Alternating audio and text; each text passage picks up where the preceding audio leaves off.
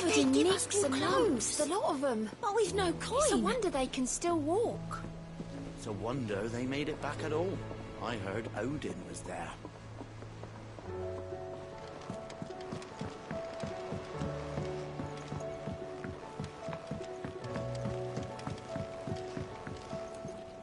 Heard the bad news then, did you? What bad news? About Dravost. Blackthorn's old haunt. With the forge and all that. Well, anyway, the mines just down the road from there are spewing out ether like no one's business. And the village? Safe from the flood for now, but they've got other problems. Akashic. Every creature in the area is either turned, or on the way to turning, apparently. Zoltan and the others are living on borrowed time. They need help, and quick. Doris sent a few curse breakers to keep an eye on things, but there's only so much a couple of scouts can do. Except get eaten. If something ain't done soon, the old place will be overrun. I won't let that happen. Didn't think you would. Does Blackthorn know? I thought it might be better if he didn't. He'd only do something stupid. You reckon we should tell him? No. It's better this way. Yeah, well, I can't stand about knowing what's happening out there, so I'm off. I'll see you in Dravost.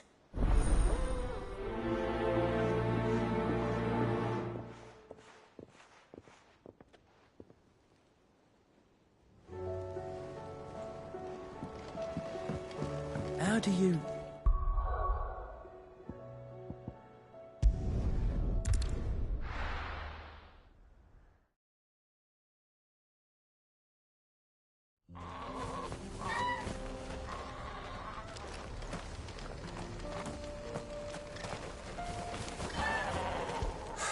So Dravost is still standing. For now, at least. If you can swing a hammer, you can swing a sword.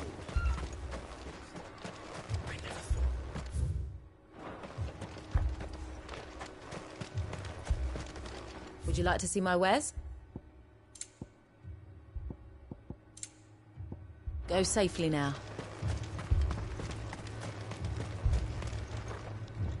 Clive! You're here! And the Akashic? Mostly off to the north still. But I spoke to Doris's scouts and it turns out things are worse than I thought. There's swarms of them out there. Told old Snotty to be ready to seal the north gate. That should buy us some time if we need it. Enough for the villagers to barricade themselves inside their homes at least. Well done. Welcome back, Sid. I'd never have guessed, you know. Not if August hadn't let slip. Who'd have thought that the savior of Dravost would turn out to be the realm's most infamous outlaw? Keen to help us out again? I am. Thought you could sneak off without me, did you? Blackthorn. Oh, what are you doing here? One of the scouts couldn't keep his voice down. Unlike my best mate who didn't think I deserved to know. Zoltan, how long's it been? Long enough for us two to turn into a pair of old codgers, I see. That your idea of an apology? Prick. Don't listen to him. You only did what you thought was best. For the village and that. I did, yeah. But that ain't the whole of it. Vulcan, our master, didn't leave the chiefdom to the two of us. He left it to me. The best blacksmith in Dravost, barring himself, of course. Bloody stupid tradition, in my opinion. If someone's got talent, you should let them practice their craft, not ask them to settle petty feuds and barter for grain. Our master wasted half his life that way. I wasn't about to let that happen to me. So you wasted half of mine instead? You're what Dravost needed. Under me and my precious ideals, this place wouldn't have lasted a year. So I left to devote myself to the work and spare you lot the consequences. I may be a selfish prick, but I only did what I felt I had to. What you had to do was your duty! Even if it meant we all starved? Enough. This is no time for bickering. You can finish beating each other up once Dravost is safe. Fine. I've said my piece anyway. Yeah. So have I. Sorry, Clive. I shouldn't have stuck my nose in. We're short enough on time as it is. Still, give us a mo, would you?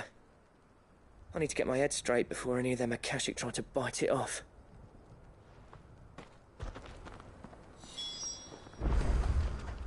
You, ready for the off, then? We can't afford to waste any more time. Right you are. Might be worth having one last word with the scouts, though. Don't want any nasty surprises, do we? Oh, and Blackthorn, you and Zoltan might be better off staying inside the... Akashic on the move. How close are they? Within sight of the walls. And there are more coming up from the mines. What was I saying about nasty surprises? They'll wash right over us if we stay out in the open. We're pulling back behind the gates. Good idea. Get yourselves inside, but keep your weapons handy. Understood.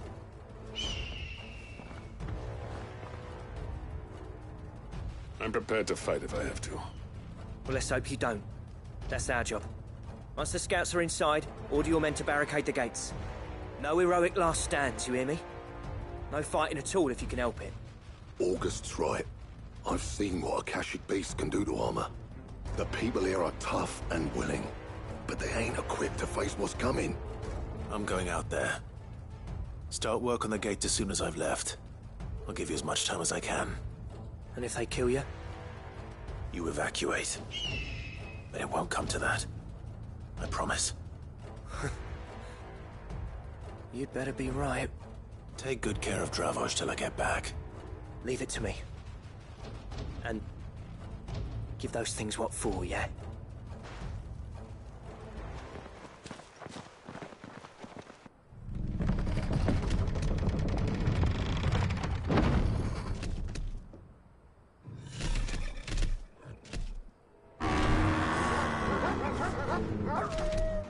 All right. Which one of you's first?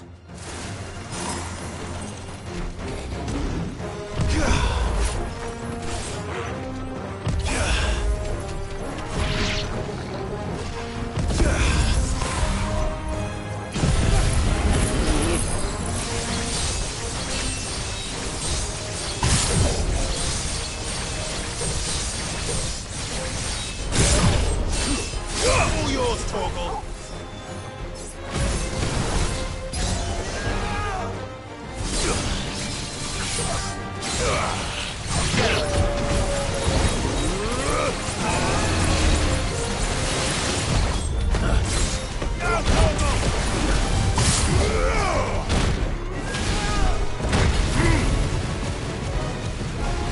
To me, boy.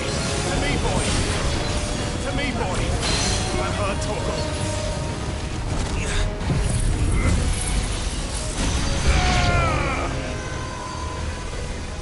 All yours, Torgal.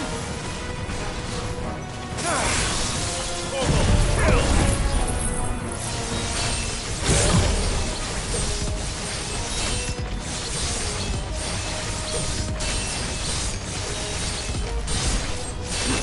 Now, Torgal!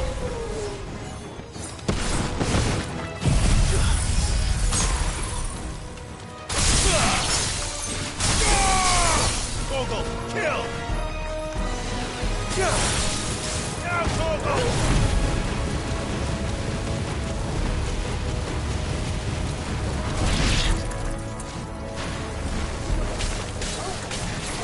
Attack!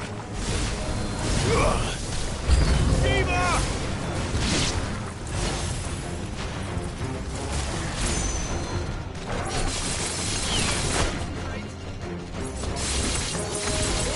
Over here!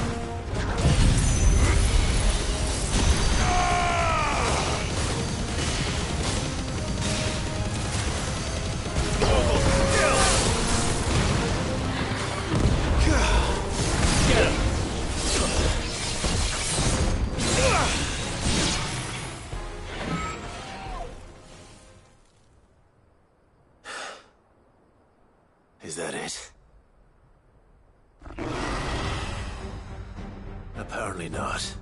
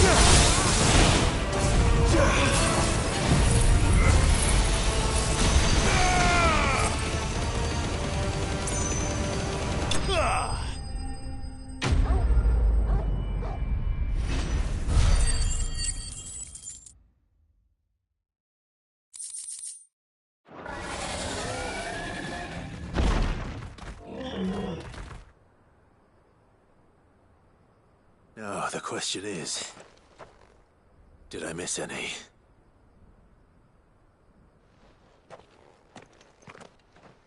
Man alive!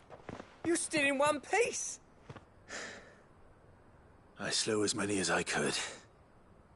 As many as I could, he says. The old bleeding lot, more like it. Well, almost. Only almost. Yeah, one or two did try to sneak over the wall.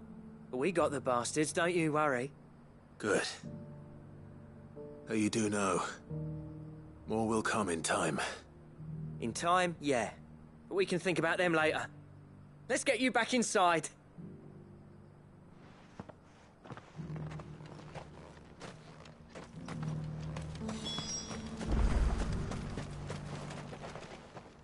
Sid! You're even more fearsome than your reputation. Enough to give those Akashic monsters nightmares. I almost felt sorry for the wretched things. But mostly, I felt grateful. Dravoged won't forget what you did today. I'm afraid I've only delayed the inevitable. There's no getting rid of that ether flood. Meaning that any living thing which stumbles into those mines will end up clawing at your walls again. And that's if the flood don't spread. If it does, well, I hate to say it, but the village's days are numbered. That may be, but we're staying just the same. With ether floods springing up all over, it's no less safe than anywhere, and more importantly, it's our home. We'll fortify the gates to the north, and I'll see that they're guarded day and night. All right. Then we'll give you a hand shoring up those defenses. As for you, Blackthorn, that's twice you've turned up when Dravos needed you. So, thanks. I shouldn't have stayed away so long. And I shouldn't have left without talking it over with you first. Too bloody right you shouldn't. Though I doubt I'd have listened. I always envied you. How you made everything look so easy when, for me, it was anything but. You leaving gave me the perfect excuse to hate you. And from that day on, I never once stopped to wonder what it would have been like if you'd stayed. But what you said earlier, it was true. You'd have been the death of this place. Finally, something we can agree on. I hope you see the sense of it eventually. You kept this place alive. Alive, perhaps. Wealthy even, but Dravoged isn't what it once was. Our work used to be the pride of Dalmekia. Now, we churn out the same rubbish day after day because it's easy and turns a profit. It's not about the craft anymore. I wouldn't send my sons to war wearing the shit most of our smiths are making. I've kept working, honing my skills, trying to lead by example, but no one sees the point. The average castle apprentice has as much passion for the craft as our current lot. Come back to us, Blackthorn. Remind Dravoged what a true master blacksmith looks like. I'll even man those bellows of yours if it means we can work at the same forge again. That's a kind offer. Kinder than I deserve. And I wish I could accept, but I'm needed elsewhere. There's people who trust their lives to my steel, and I daren't let them down. Fair enough. But that doesn't mean I couldn't visit from time to time. Let's see if we can't rekindle this town's passion for the craft, shall we? I'd like that. Just be sure to tell Snotty to let me in the next time I come calling, yeah? Knowing him, he'd let you in anyway. Blackthorn. The Master Smith turned outlaw, back in my good graces. I never thought I'd see the day.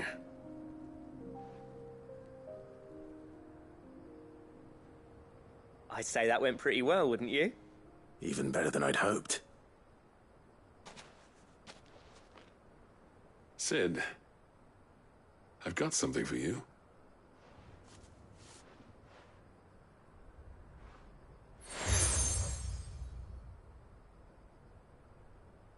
And this is? A token of our lasting gratitude. But I'm of a mind to make you a far grander gift. Designs for a certain sword have been passed down from chief to chief for generations. Now hold on, Zoltan. There's a reason no one's made that blade in centuries. There's not been a craftsman equal to the task. I'll admit your cinders make impressive steel, and I've learned to own an edge Odin will be proud of. But the engravings on that thing are enough to make a jeweler cry. And they're not just for show, either. Have you forgotten what brought you back to Dravozd in the first place? A certain ring? I knew I'd never surpass you with the hammer and tongs. So I turned my hand to a different kind of metalwork. Between the two of us, I'd say we're the equal of any master craftsman ever to have graced a forge.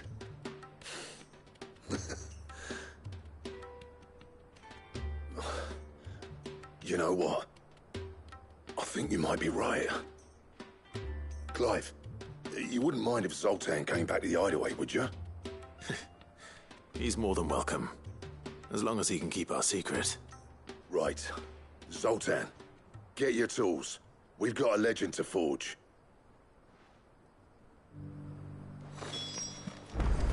The beast was charging at me, and he...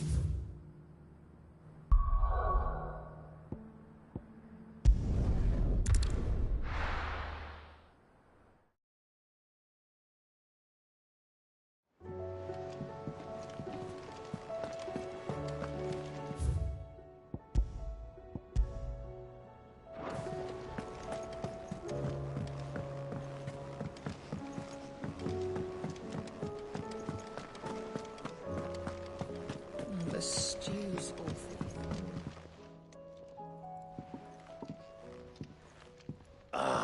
The man himself. We were just about to make a start on that sword I promised you. It's funny, but none of this would have been possible without your help. You remember Camille? We'll be using his leatherwork for the grip. The steel, meanwhile, will be tempered in a fire, burning the cinders you charmed out of old Zoltan here. And that whetstone from the Outer Isles, that'll be what gives the blade its edge. And the final flourish will be my talented colleagues' engraving.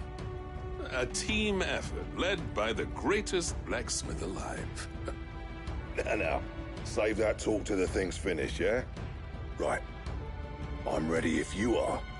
To the bellows it is, then.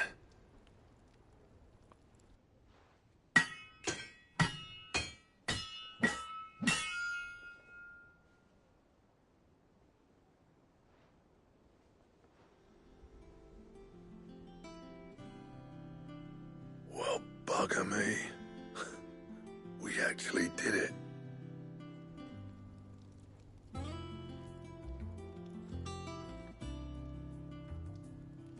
The sword to end all swords.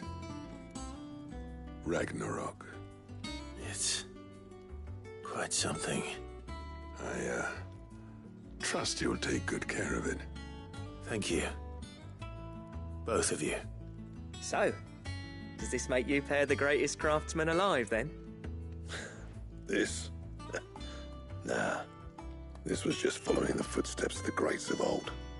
It'll take more than that to earn us our place in history. But we're up for the challenge. Here. A list of materials. Zoltan and I got talking on the long road back from Dravozd. We reckon with those items there, we could craft something even better than the Ragnarok. Something worthy of a legendary outlaw like yourself. That's a weapon I'd like to see. You leave this list with me. I was hoping you'd say that. One legend at a time, eh, lads? Before you start on the next, who fancies raising a cup to friendship reforged? Good idea. No more drinking to forget my past. It's about time I had something to celebrate.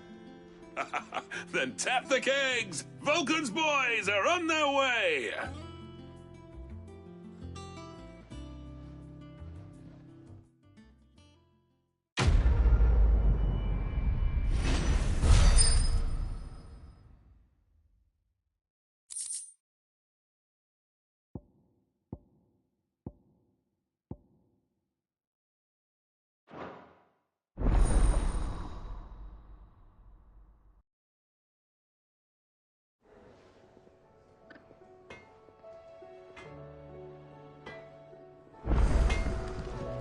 Trouble with your gear, or what do you want?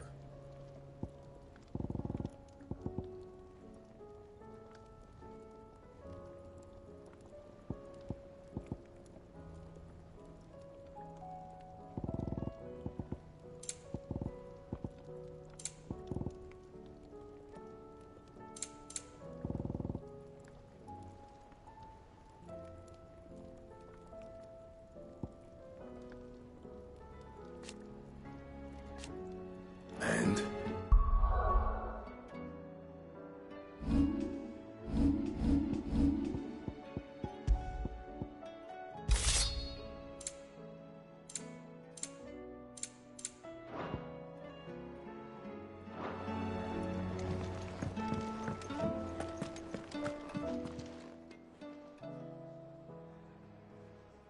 Let me tell you a story, Clive.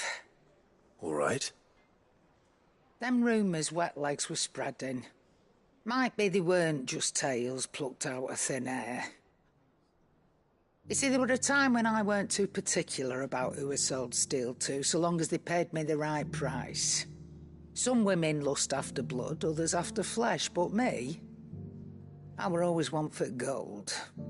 And to satisfy that lust, I sold to opposing armies, stabbed my every client in the back, made myself the most hated woman in the twins. But then one day I met a man who made me a different kind of offer. Said he'd give me access to a realm-wide community of like-minded individuals in constant need of steel and sundries. On the condition I sold to him and his alone. Was that the first time you met Sid? Aye. And I fell right into his damn trap. He was true to his word, so I ended up being true to mine. And I soon started making the best profits I've seen since taking up the trade. And all without aiding or abetting any outlaws. Except Sid himself, that is.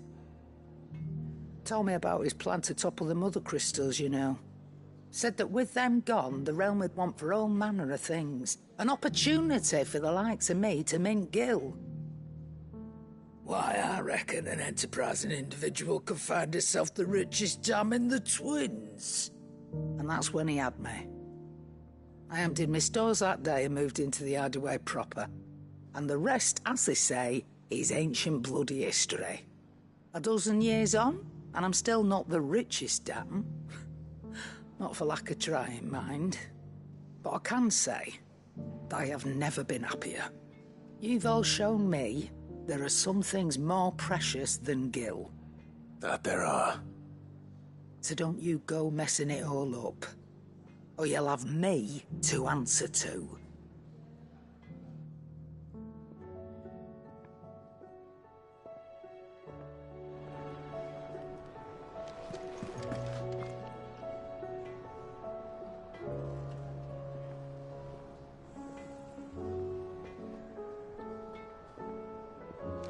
The stew's awfully thin these days.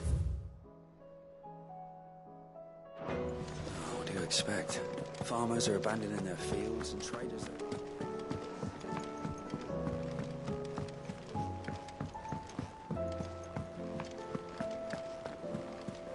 Come, they give us some clothes.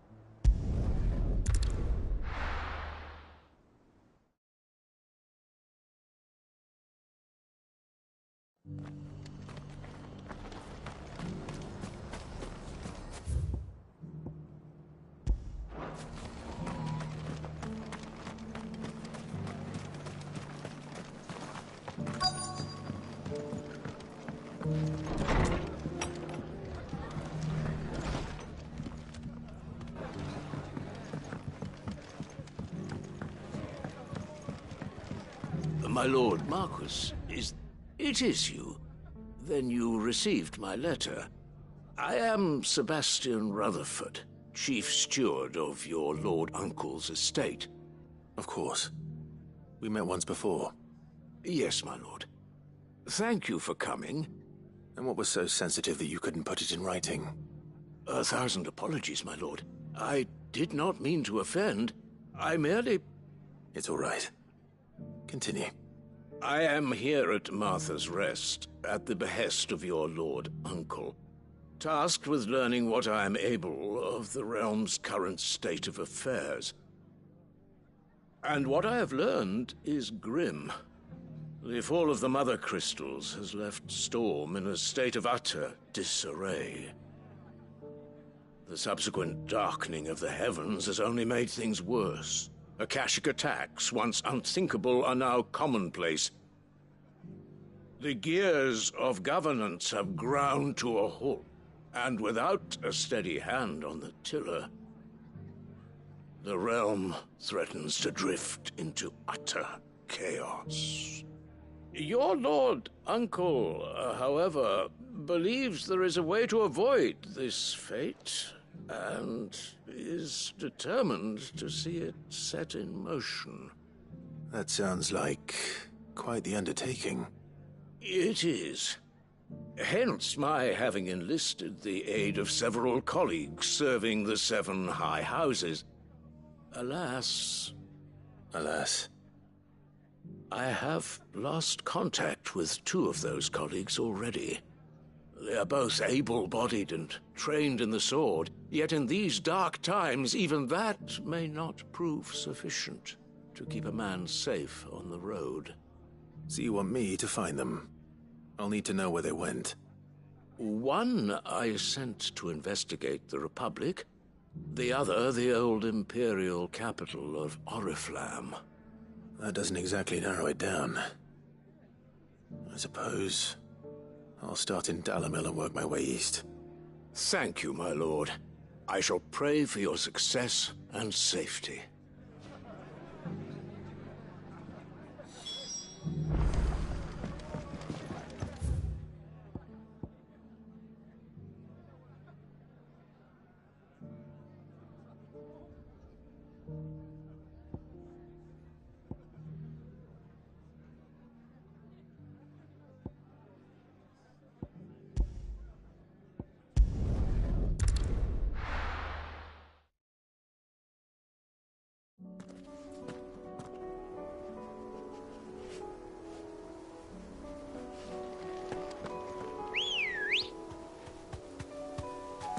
Come on.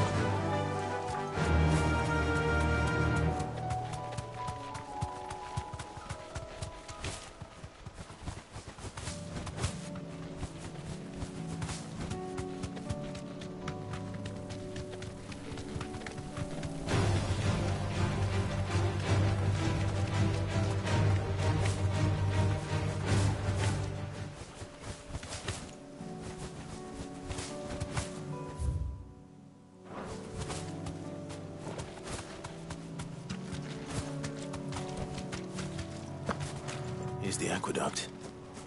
Now to find our stonewort. Yote mentioned blood-red petals.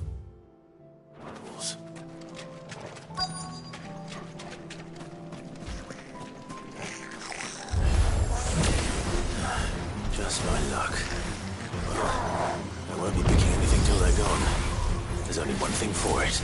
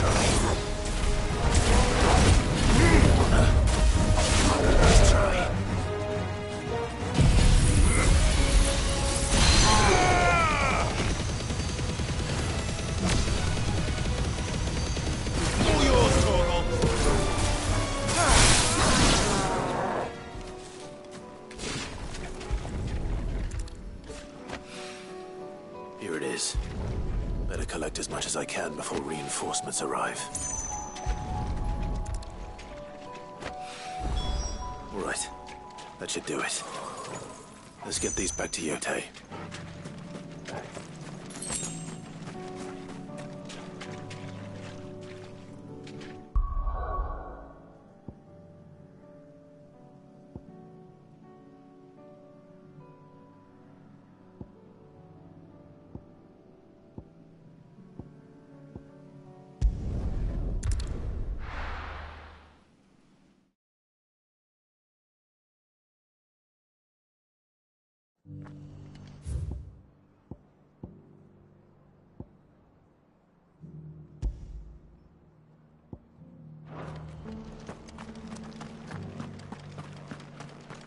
I'll build a barricade so sturdy, even if... And a girl gone blue. Scouts have reported seeing more Akashic.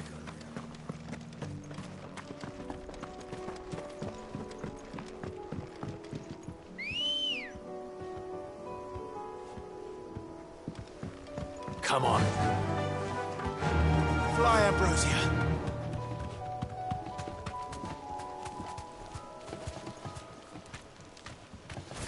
Can hardly make out.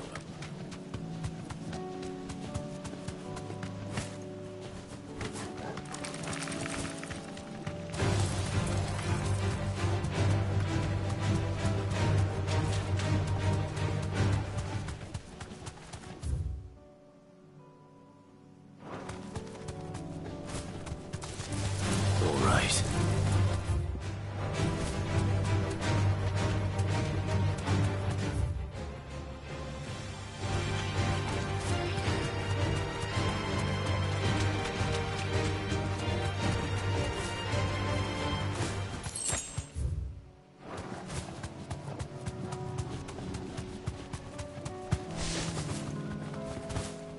Well, it's certainly quiet.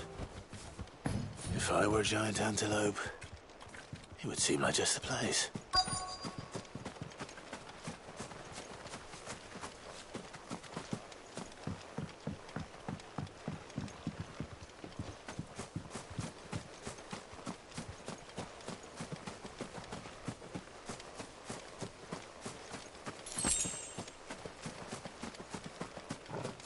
I doubt we'll find one bigger than that. You hungry, Torgal?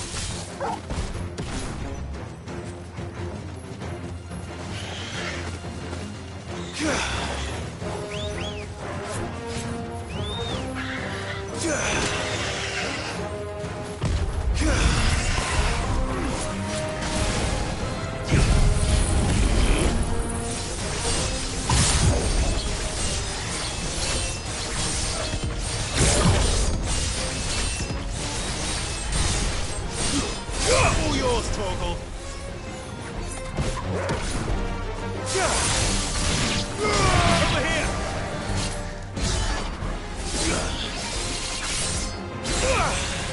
This one.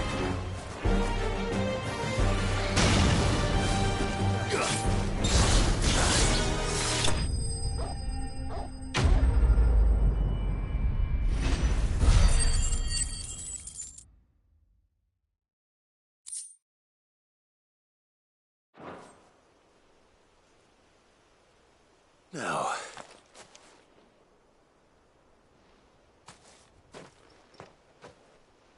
Will it be enough, I wonder?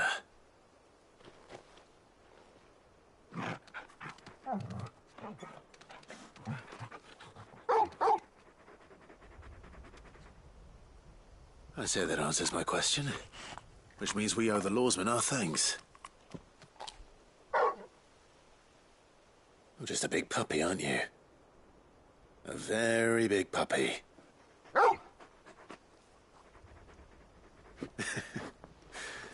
You do know you can take that with you, Torgal. Lady Karen will be relieved to hear you've got your appetite back. Come on, boy.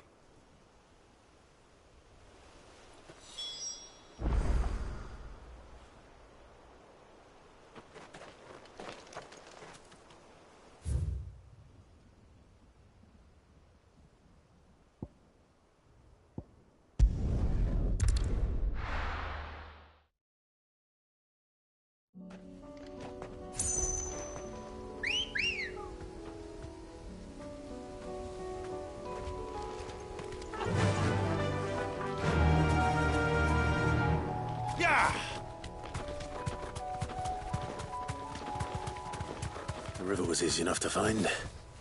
Now for those herbs. Thanks, Gal.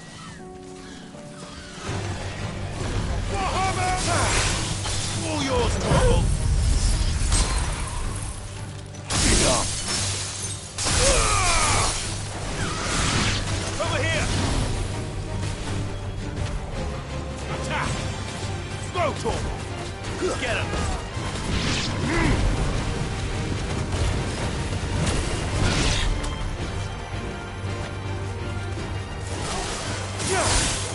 Now, Torgo! Get him! Go, Torgo! Attack! Get him!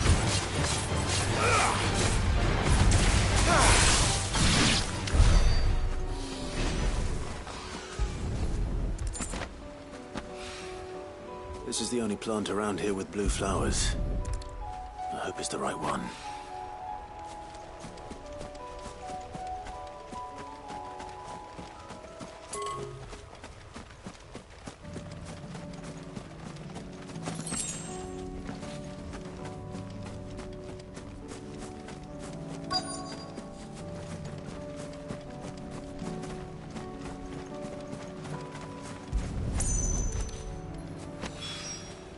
Should be enough to keep the infirmary stocked for a while.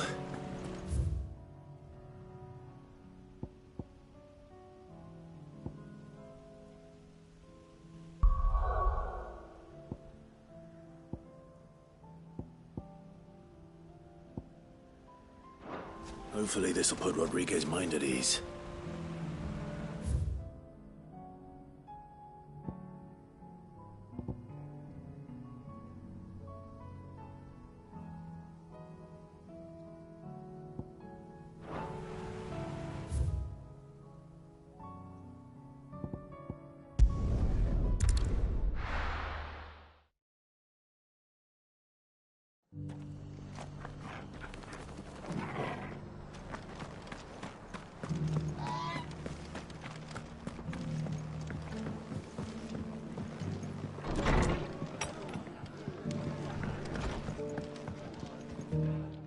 Clive, just the man I was hoping to see.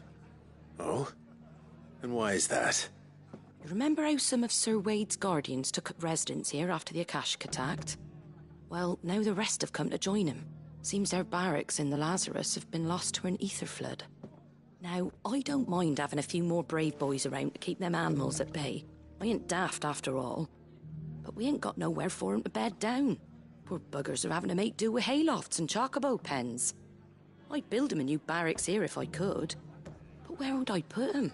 There just ain't enough room up here on the rock. Which leaves us in a bit of a pickle. The people we're counting on to keep us safe are living like beggars. I see. And it ain't just that lot. There's bears to think about too. There's been more and more of them turning up lately, coming from all over looking for safe haven. But there's only so many we can shelter with the room we've got. We can't keep cramming more and more people into less and less space. What we need is a new home for our new arrivals. And that's what I was hoping you might help me with. If it ain't too much of a burden, of course. It's no burden. Thank you, Clive. So, where were you thinking of making this new home? Well, I reckon we could do a lot worse than Eastpool. Eastpool. It's been a long time since I thought about that place. It was a tragedy, what happened. And if any of us could have done anything to stop it, we would have. But what's done is done. And those who lived there wouldn't have wanted the village they loved to be left in ruins. I suppose you're right. The blight might be pressing in, but I reckon it's got a good few years left in it yet. There's just one problem. A band of cutthroats have made it their den. And they don't seem like they'll be moving on in a hurry. Nasty bastards they are too. I've lost some good men to their raids. Would have sent someone to clear 'em out sooner if my boys didn't already have their hands full fending off the Akashic. But now we've got a few more guardians of the flame to call on. I reckon it's time we made our move. What do you say? Fancy leading a raiding party? I do. Eastpool was once home to people I loved. I won't have bandits sully those memories. I'll gladly drive them out of there. And I know the men will gladly follow you. I've already shared a few thoughts with Sir Wade about how we might be able to win the place back. And I dare say he's got some ideas of his own too. Why don't you go and talk to him? Of course.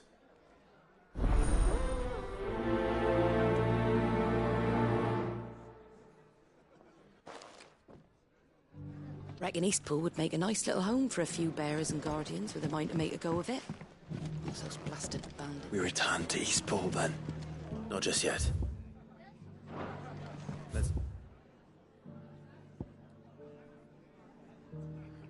Hear Wade's plan first.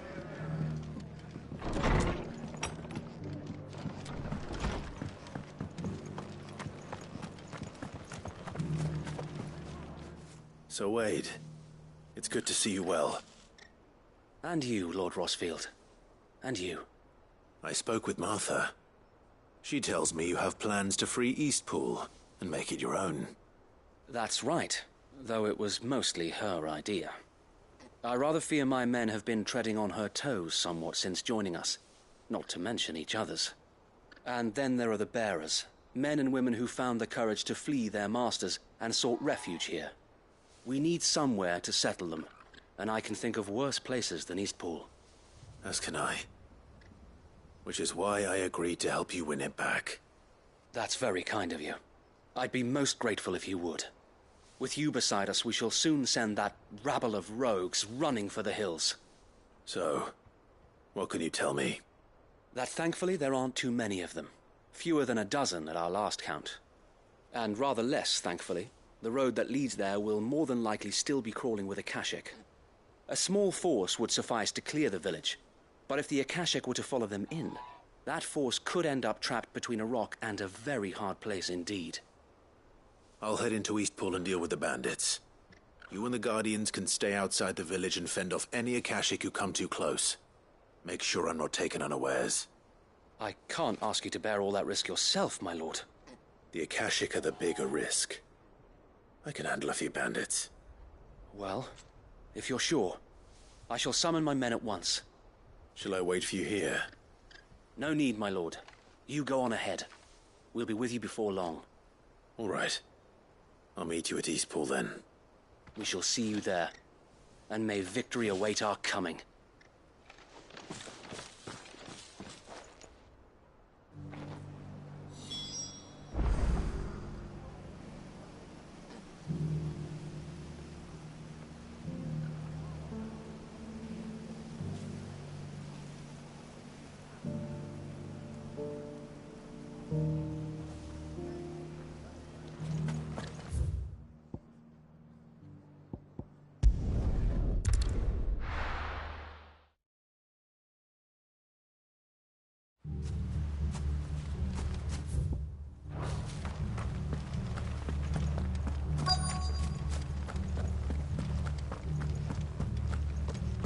Brother. Who the hell are you?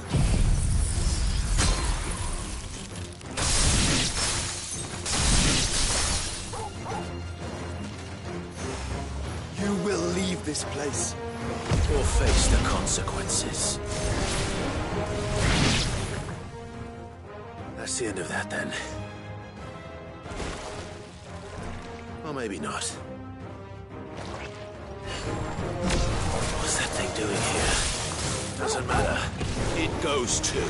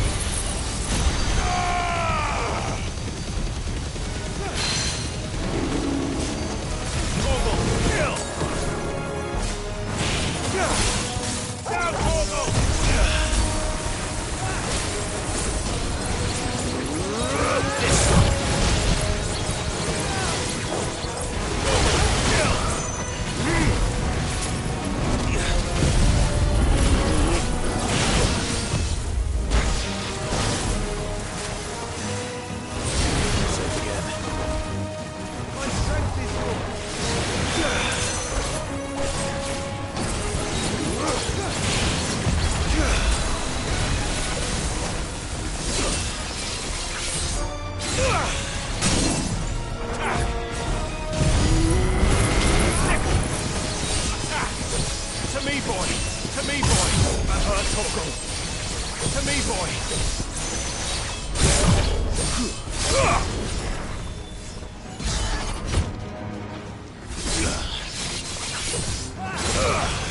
Farewell.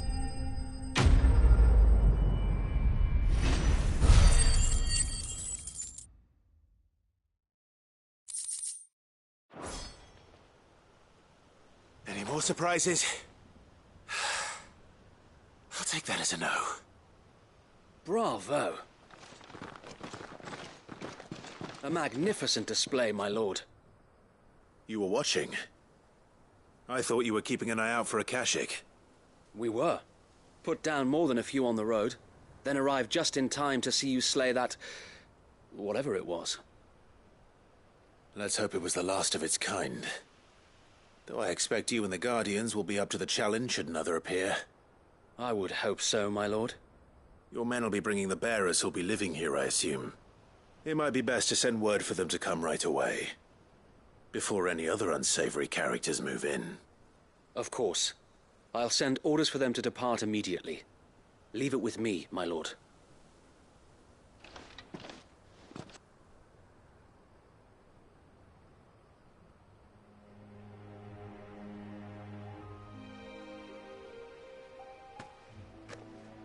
Home.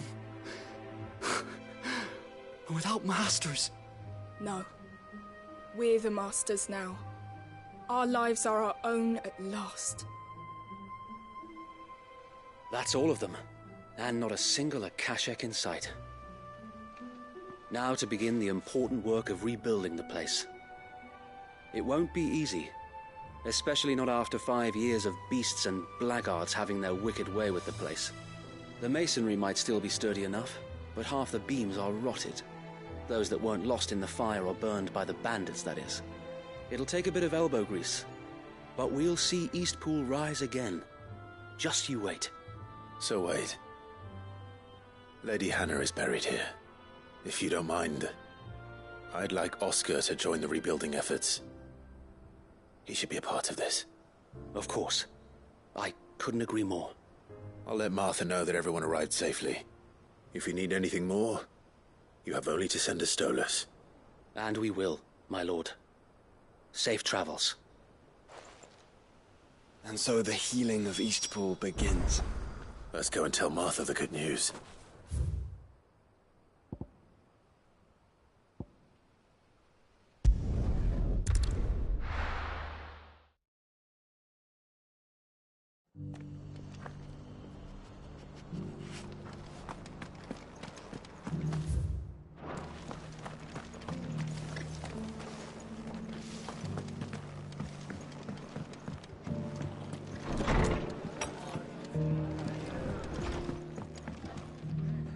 Ah, there you are. All went well then. Sir Wade told me you got rid of the bandits while his lot kept an eye out. Nicely done. And what's all this about some shape-shifting nightmare showing up? On second thoughts, don't tell me. It'll only give me nightmares of me own. What matters is you did it. And now we can build our new village. I suppose it will be. What will you call it? What else? Eastpool. Sir Wade said it best. There's plenty bad happened to that place, but that don't undo the good that happened there.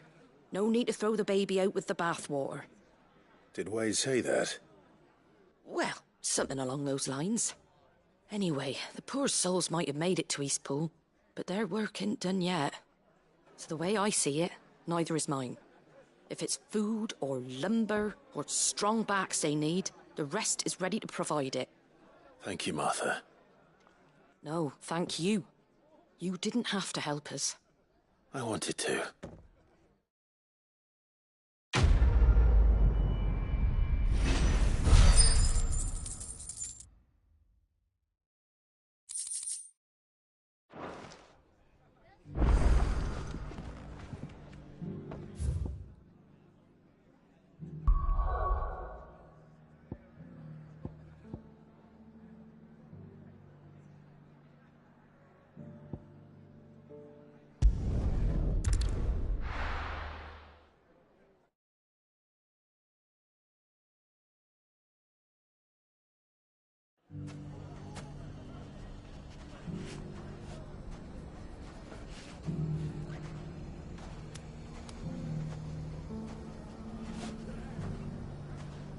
It's not going to be easy for...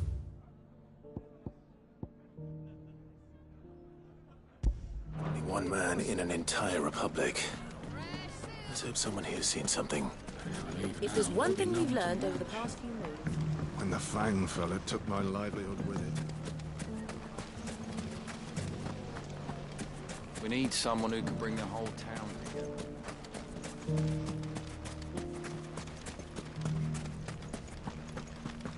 Nothing to report. Same as yesterday. And the day before. Good girl. Run like the wind.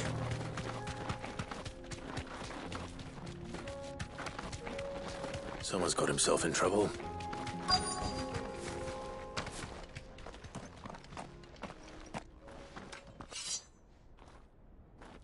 I don't see your master here, so you can start by giving us all the coppers in your purse. I already told you, I have nothing.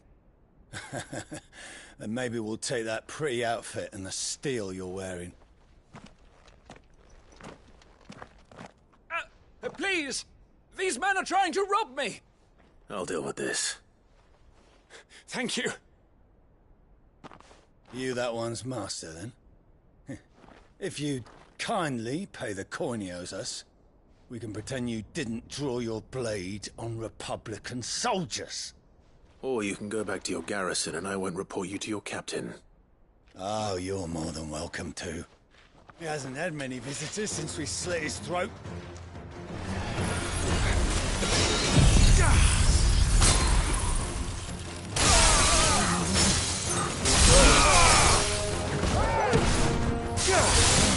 All yours, Torvald!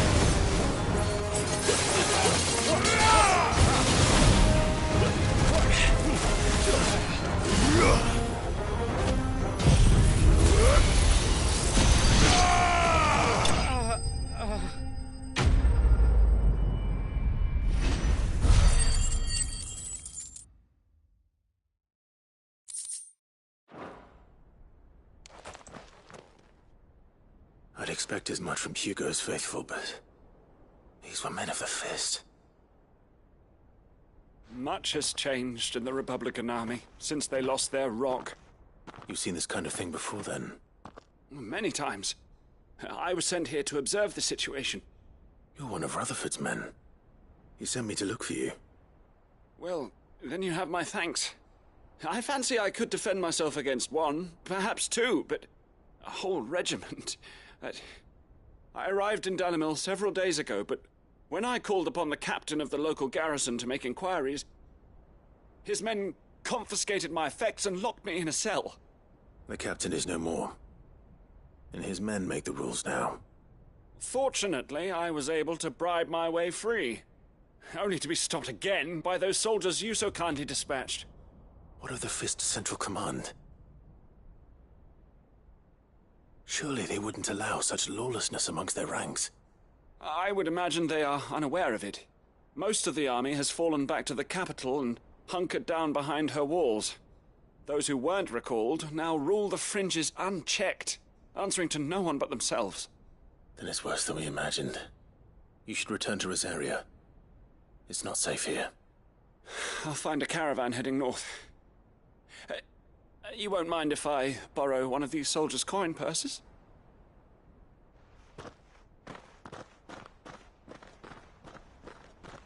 Not at all. Now, to find this second associate of Rutherford's. If he was bound for Oriflamme, I'll start at Northreach and see if I can pick up his trail.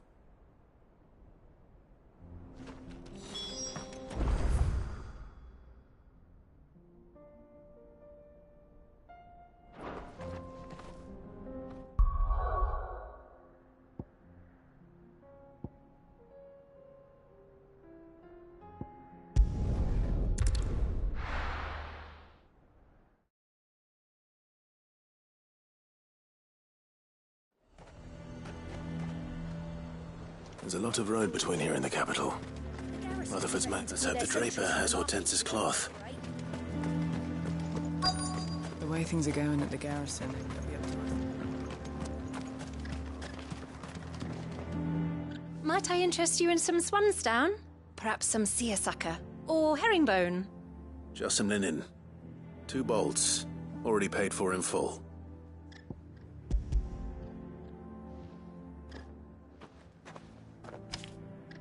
Apologies, my lord, but your items aren't here. They were due to arrive on a caravan from Bocklad, but there's been little traffic on the road these past few days. My mother thinks it might be bandits, but she always thinks it's bandits. It usually is. So I assume the caravan will be coming from the south. Yes, hopefully carrying all manner of spice and sundries. Wait, you aren't thinking of... Going to find it. That's exactly what I'm thinking. Oh. Well then, be safe.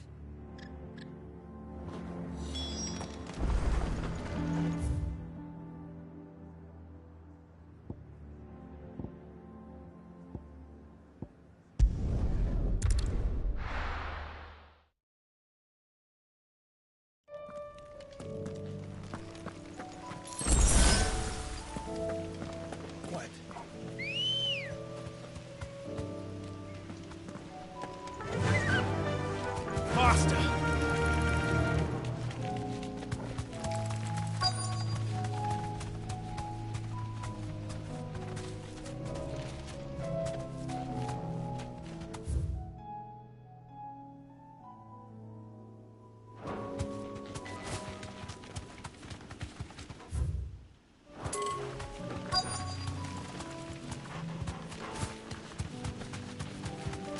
That damn bird's a menace! Straight home now. She meant nothing by it, I swear. Who's gonna buy my wares now? State your animals left them in. But they hardly damaged us all. Is there something wrong? If you're a bandit come to steal my stuff, you're gonna be sorely disappointed. And all thanks to this fool. But it was you who stepped into my path. Only after that feather-brain trampled me. I demand recompense, be it in coin or the items you carry. Refuse, and I shall report you to the garrison and see you hanged. These goods are expected in Northreach. I mean, they're not mine to give away. You wouldn't happen to be on your way from Bocklad, would you? I am, but did someone from the market send you? Please, you have to help me. I can pay whatever you ask. So the fool has protection. And coin, too. Sorry, friend, but we'll be the ones taking it. Oi! Killer! It's time to collect! I told you not to call me that. And we'd have already collected if you hadn't insisted we'd put on this little act. Bandits! As I told one of your customers, it usually is. Let's get this over with. I'll deal with the bird lover. You take the handsome one, killer. Stop calling me that.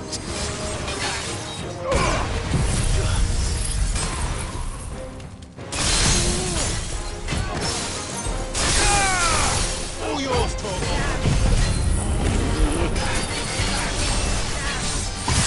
Get him.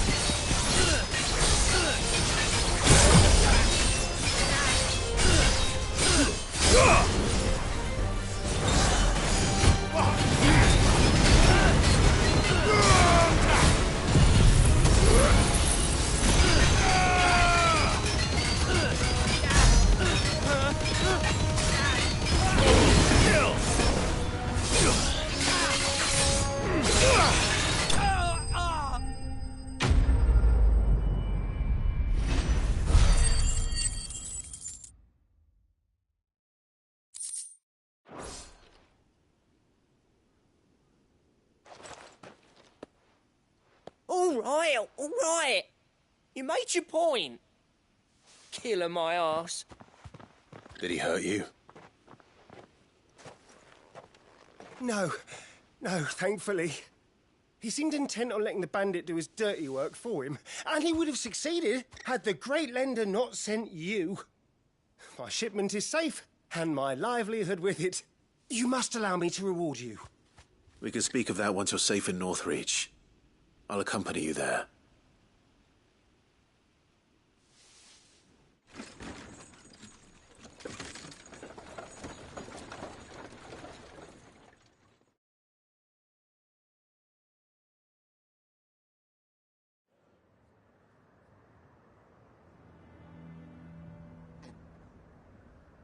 So, you and my mother were right. It is always bandits. And were it not for the kindness of our free sword here, you'd be buying your order back from them at twice the price. Now, if you don't mind, I have a pressing appointment at the Vale before my return to Bocklad. Farewell. Oh, I almost forgot. I suppose you'll be wanting your linen. You'll be happy to know both bolts arrived safely along with the rest of the delivery. I've also added a few extra lengths of our finest fabrics to the bundle. Free of charge. Are you sure? My mother would insist. It's the least we can do for the man who saved our shipment. That's that done then. Now it's back to Hortense with her cloth.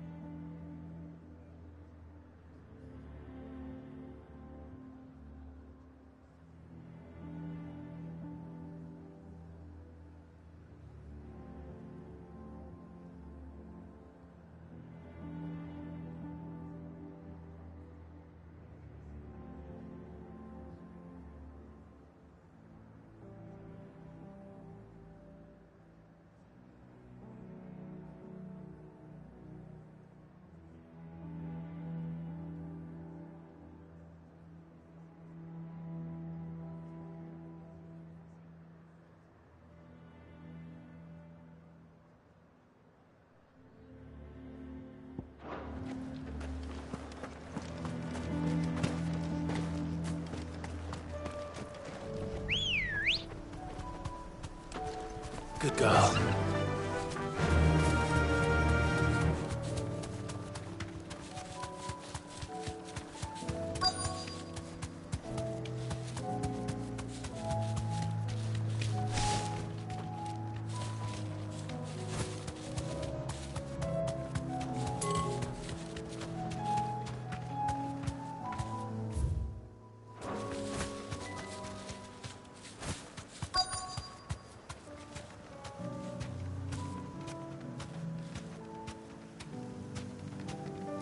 You deserve a rest.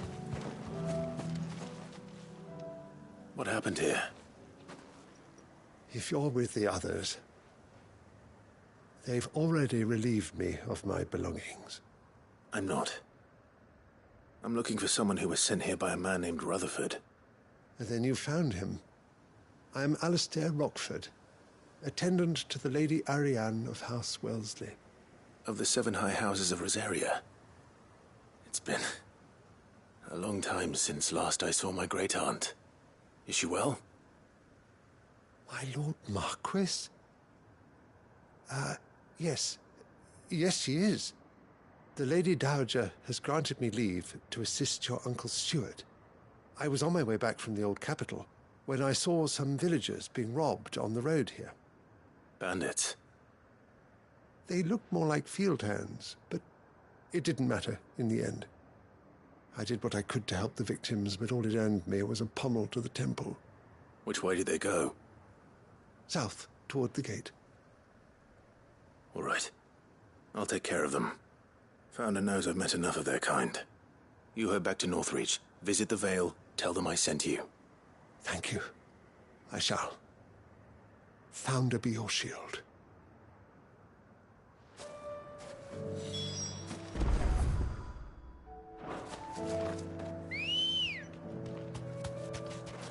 Come on. Run like the wind. They just couldn't resist, could they?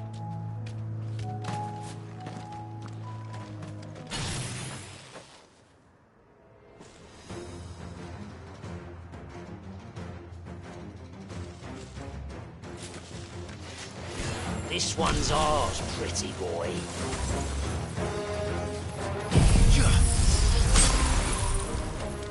It's over! All yours, Torgal!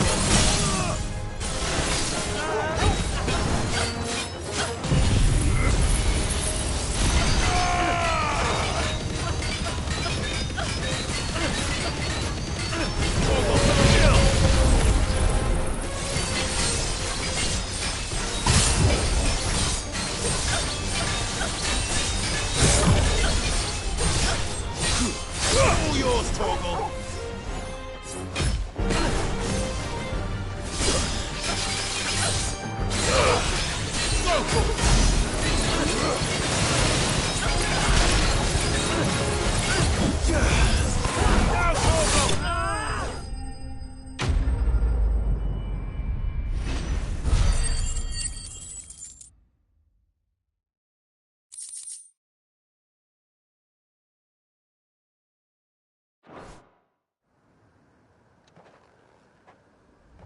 Make for the town while you can.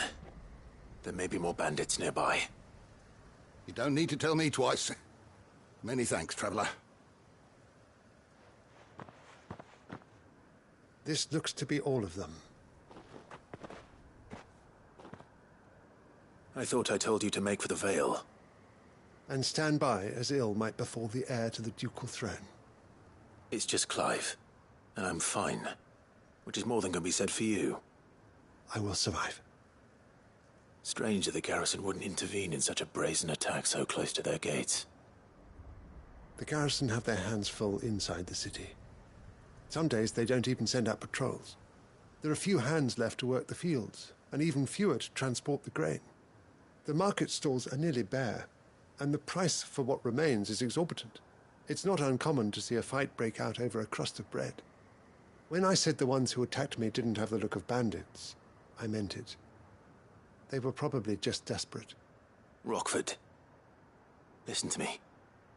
If you are to continue your investigation, you first need to seek the attention of a healer. Of course. I shall return to Northreach right away.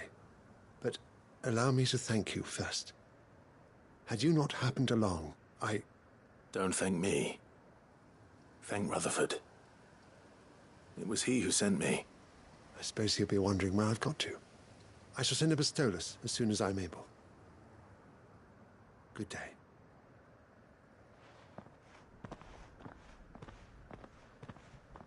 My uncle certainly has his work cut out for him. If it isn't already too late. I should go and tell Rutherford that his colleagues are still in peace.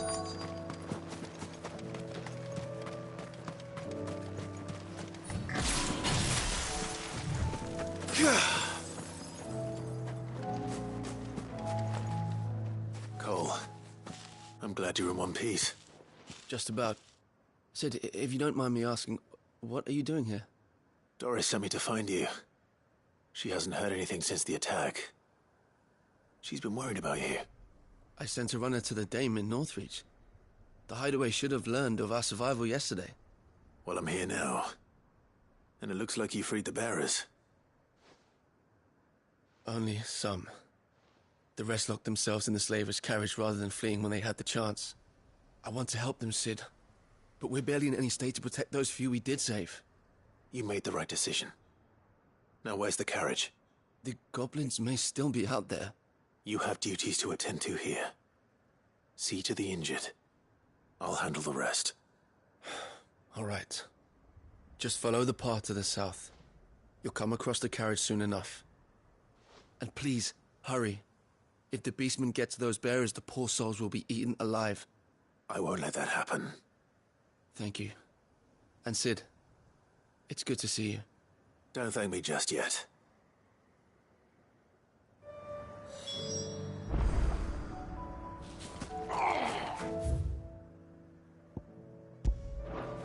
Get me back on my feet.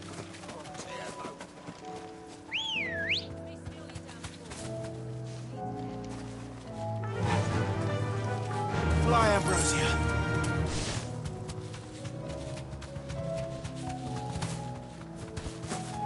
They're trying to get into the carriage.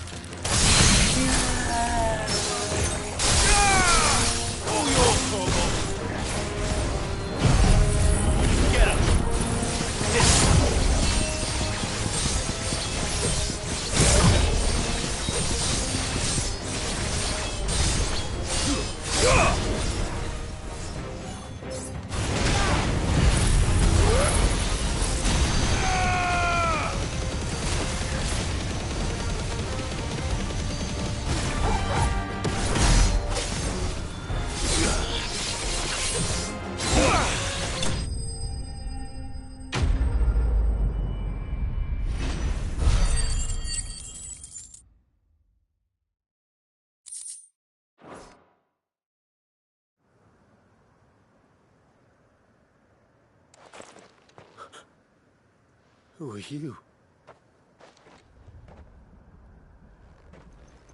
A friend.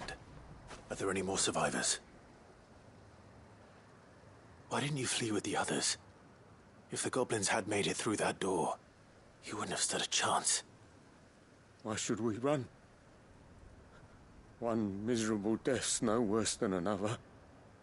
Perhaps. But we're here to give you another choice. Freedom, safety. The life you've been denied. Come with us. Let us protect you. Sid, I couldn't just let you...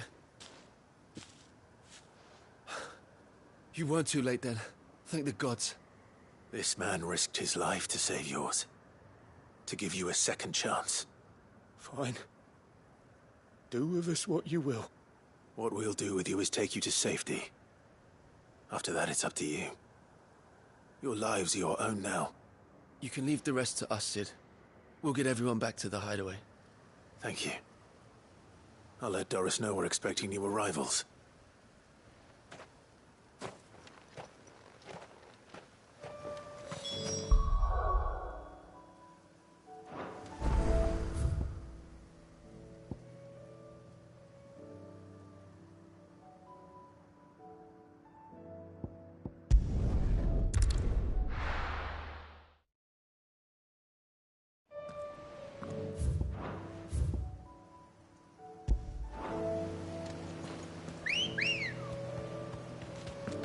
Ready, girl? Fly, Ambrosia.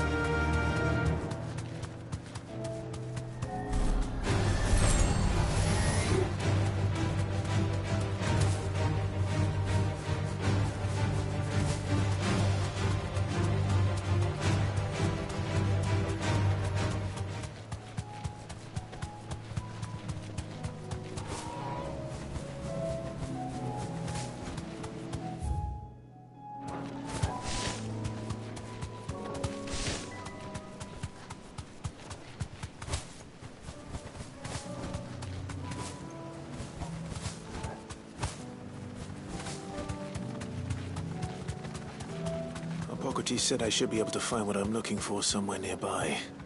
Bright blue dragons and bright yellow flowers. Should be easy enough to spot.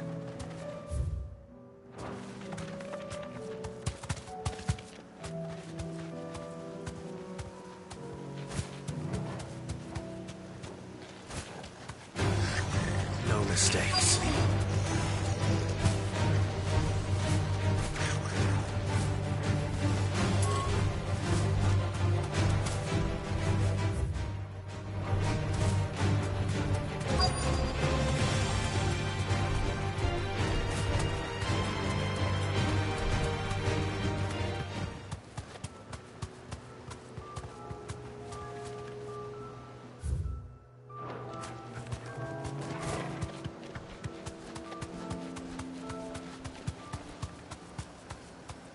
Thanks, girl.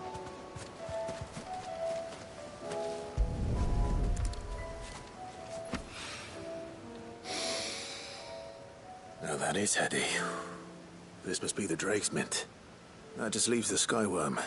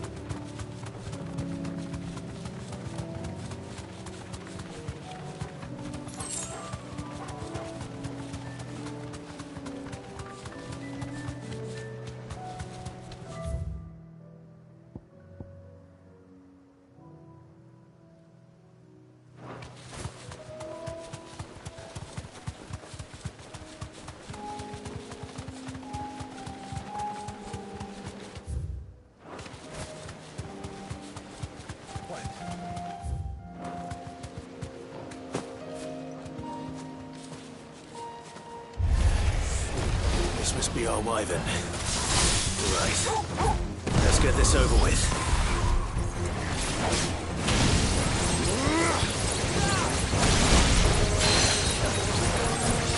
All yours, Torgal.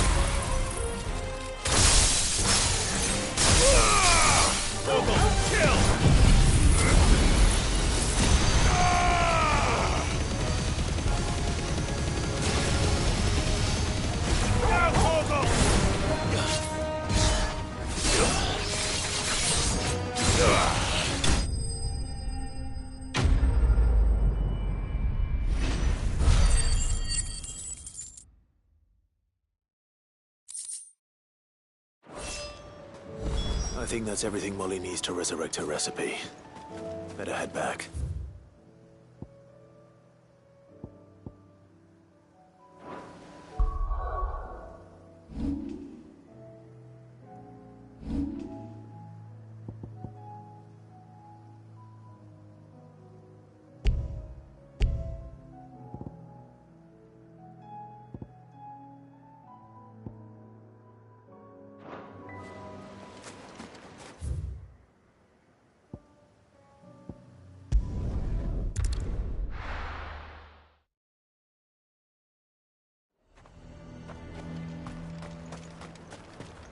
garrison is threatening to pull their sentries from the markets.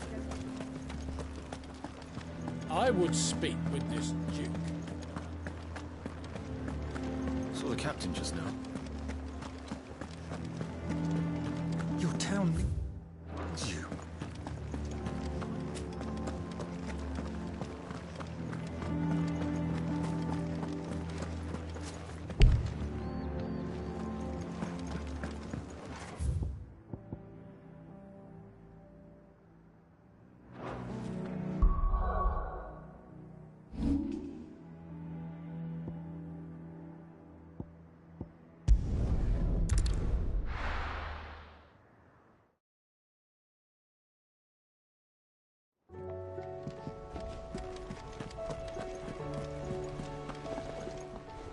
Clive, sorry again for sending you all that way.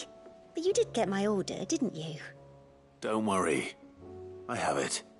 I believe this will more than satisfy your needs.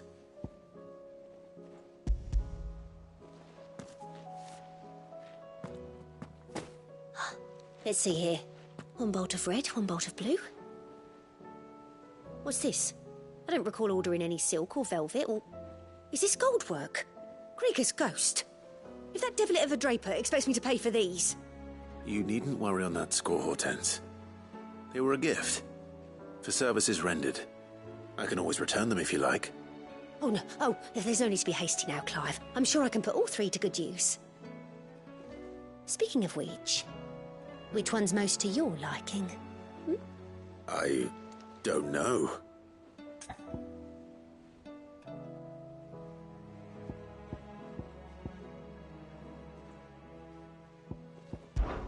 This one, I suppose. I've a mind to give a piece to Jill. Did you know she's quite the little seamstress? I know needlecraft was amongst her lessons at the castle. Her lessons? Oh, that's right. The two of you were raised together in Rosalith, weren't you? Not quite together, but when my father put down the uprising in the Northern Territories, Jill was taken as a ward to ensure that her father, the Silvermane, would keep the peace. She's an honest-to-goodness princess then, isn't she? I could tell, you know. Some people just have that air about them. Not many round here, mind.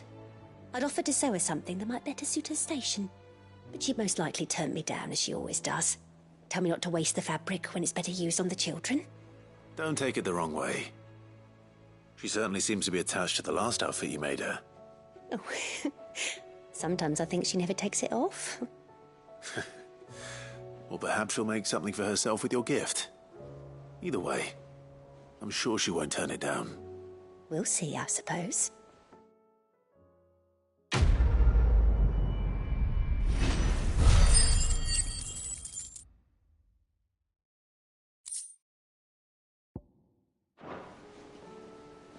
Lady Hortense said she'd give us our dresses soon. Said they'd be made of linen, not sackcloth.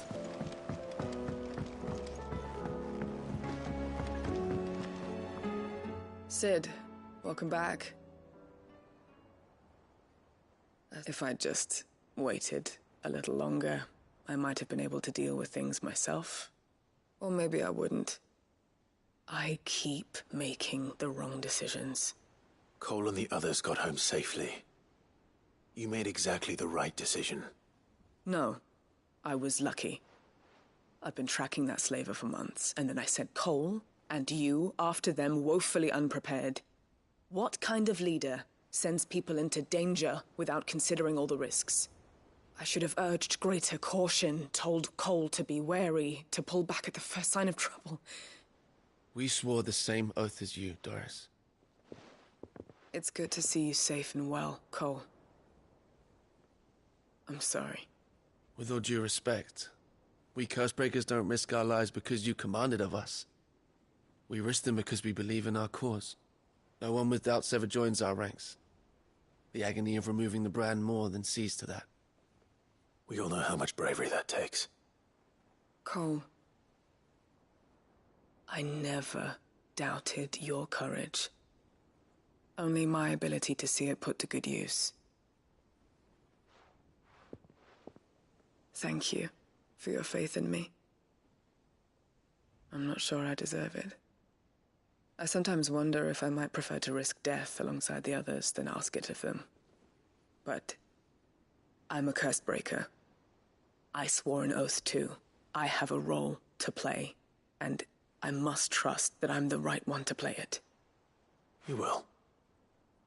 In time.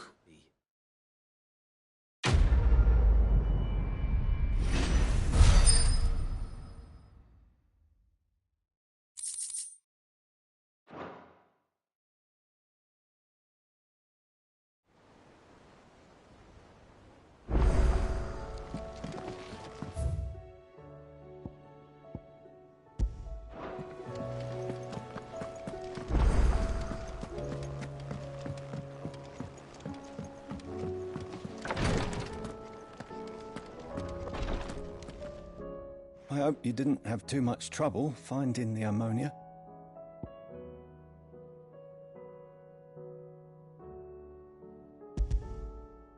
Only the usual. Oh, yes. This is it. And more than I was expecting. I dare say the patient won't feel a thing. That is, unless I... You'll do fine. Tyre trusts you, which means I trust you.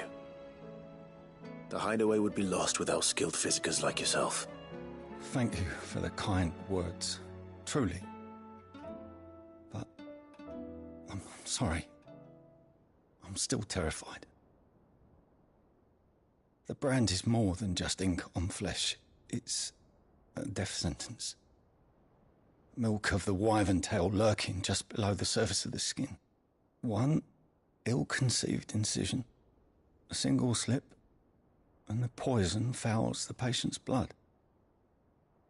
Failure means death, and even success means tremendous pain. Days of agony as the wound heals.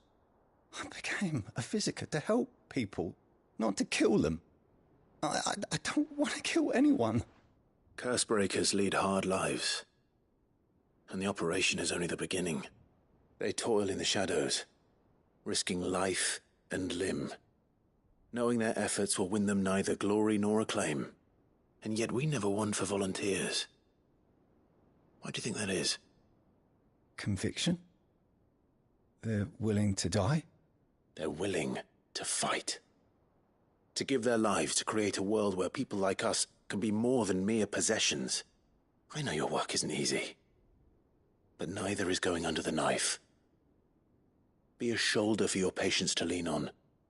Stay strong for them. You sound like Tyre. Do you know what she once told me? It's natural for a patient to feel like they're suffering in solitude. And it's a physiker's duty to see that they don't. Thank you for helping me remember that. I won't falter. Not again.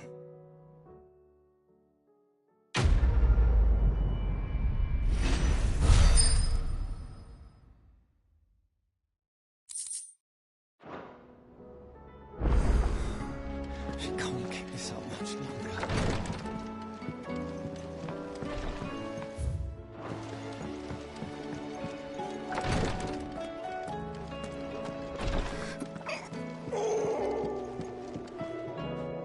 Yote, I brought back all the stone and water I could find. Will this be enough?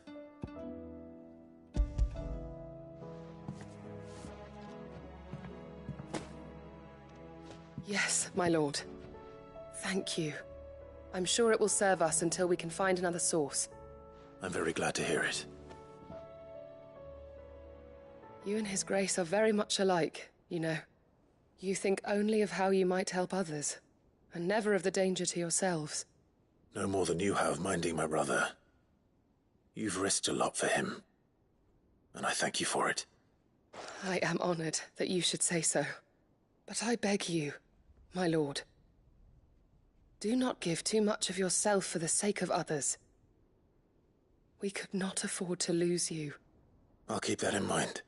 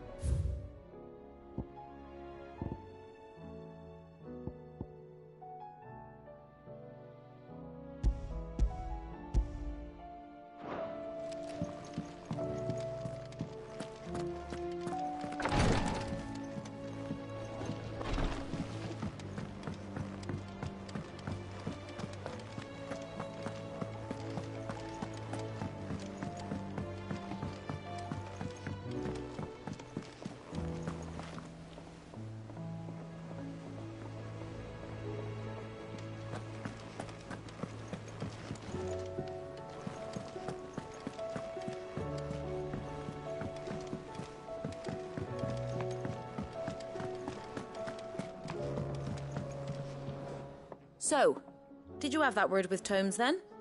I did, and he was as helpful as ever. He told me exactly where to look, in fact.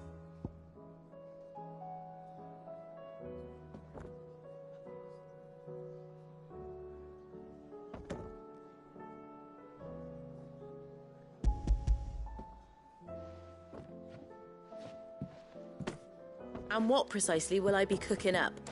Or is it better not to know? Blueback wyvern liver. And, a herb known as Saint's Bonnet. Ah, wyvern livers, was it? Well, at least it weren't actual worms, I suppose. Now then, you stay right where you are. I've got some cooking to do. Let's hope these grand old chefs of yore knew what they were on about.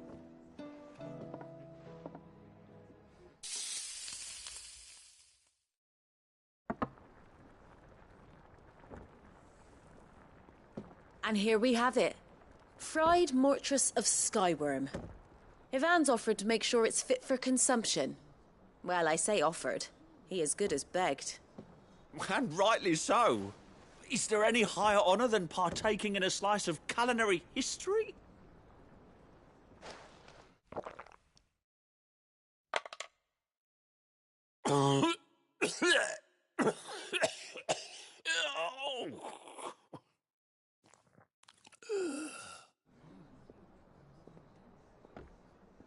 So, not fit for consumption then?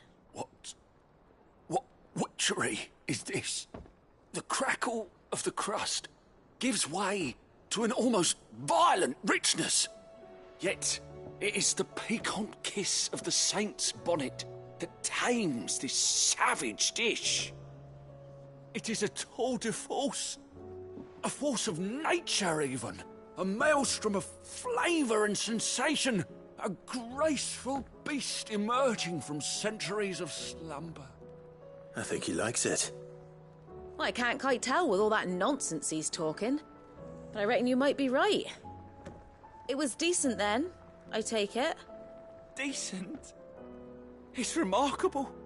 And I defy any man to say a word to the contrary. Sid, might I suggest that you command a party of your finest men and women to procure a dozen blueback wyverns forthwith? I'll give it some thought.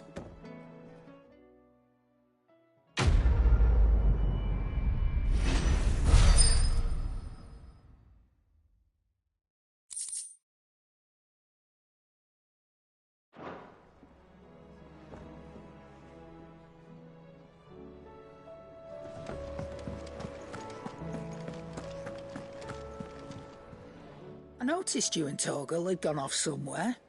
Take him for a walk, did you? You could say that.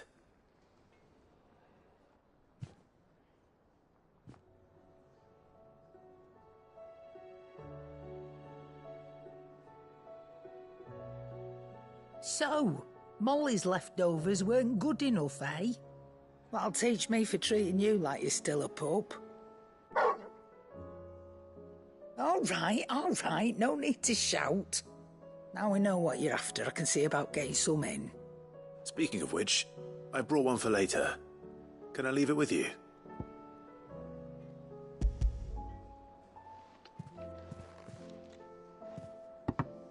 You can, aye. I'm nice like that. In return, you can thank Torgal. I was just on my way to see him.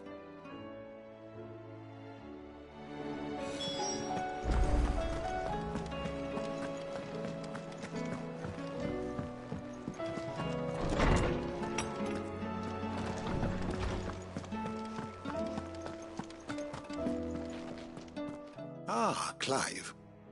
Were you able to locate your quarry? We were indeed, Lawsman. You pointed us in exactly the right direction. And Torgal's been a very happy hound ever since. Very good, very good. Lady Karen sends her thanks, by the way, for your part in solving the mystery. Ah. But that reminds me. After your last visit, I found myself pondering Torgal's talents. Do you recall our conversation concerning Lady Jill's role in Torgal's transformation? About how she somehow woke the power within him. Precisely that. A reasonable conclusion, I thought. But one which raised certain questions in my mind. You see, the Fenrir of legend served Shiva and Shiva alone. And while the powers attributed to him are certainly impressive, the records imply they are somewhat different in nature to those you described Torgal as having used. What are you suggesting? That Torgal may be the beneficiary of more than one icon's power. Consider that in addition to Lady Jill, he has served as a loyal companion to you, your brother, and even the late Cid. In short, the icons hitherto near at hand, or should I say at paw, have been diverse and plenty, and that number has only grown as the realm's dominance have fallen to your sword. One can but speculate as to how all of this has affected Torgal. He has seemed more fierce of late. And if I am not mistaken, he will grow fiercer still. We are fortunate indeed to be able to count him amongst our allies and not our adversaries. Oh, he's more than an ally. He's a friend.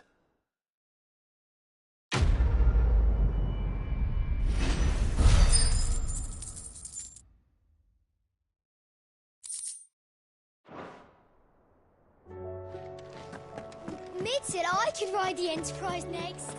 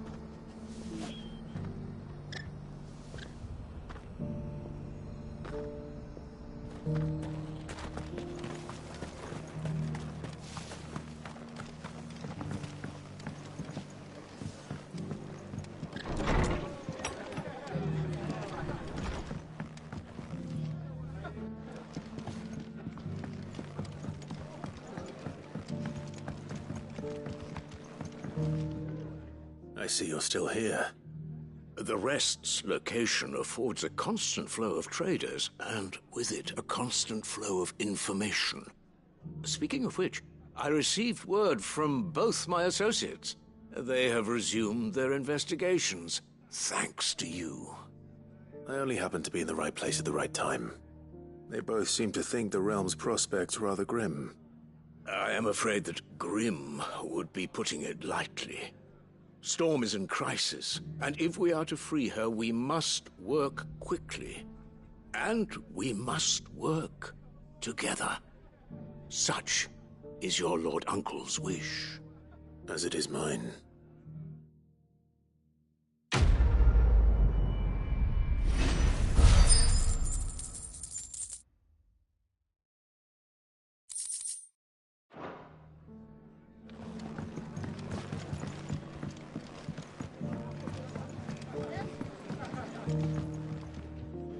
Ah, Clive, I was just about to send for you. I'd like you to take something to Sir Wade up in Eastpool. Seeds for planting. Thought it was about time they started growing their own food. I'll keep providing them with whatever they need in the meantime, of course. But if Eastpool's going to survive, it's got to be able to fend for itself. As have those poor bearers. They've lived their whole lives in servitude, but now they're their own masters. Small wonder they ain't got the foggiest how to provide for themselves. So it's up to us to teach them. And if you're wondering why you, well, the Wagoneers taking supplies up that way have been coming back with more and more reports of Akashic around the village of late. Sir Wade's putting a brave face on it, but I think even he's starting to worry. And if he's likely to share those concerns with anyone, it's you. All right. Thanks. Wouldn't ask if I didn't have to. There. That should be enough to keep him in Gazal Greens for a few years at least. Gazal Greens? Not the most mouth-watering crop, I'll admit. But they're hardy, they grow fast, and they fill a hole. Better that than something that'll wither away at first frost. And chocobos love 'em too, which is no small thing. When I say all of us need to pull together to get Eastpool back on its feet, I mean all of us. They ain't exactly succulent, but cook 'em right and they're just about bearable. I'll take your word for it. Anyway, Sir Wade'll know what to do with them. And if he don't, well, I'll go up there and show him myself. I'm sure you will.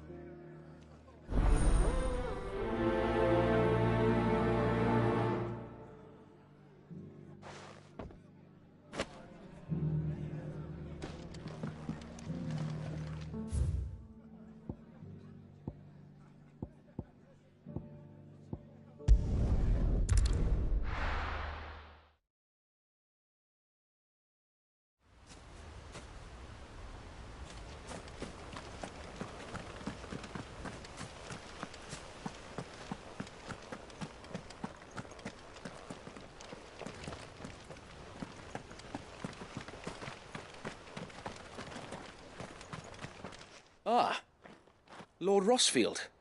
What brings you to Eastpool? A delivery from Martha.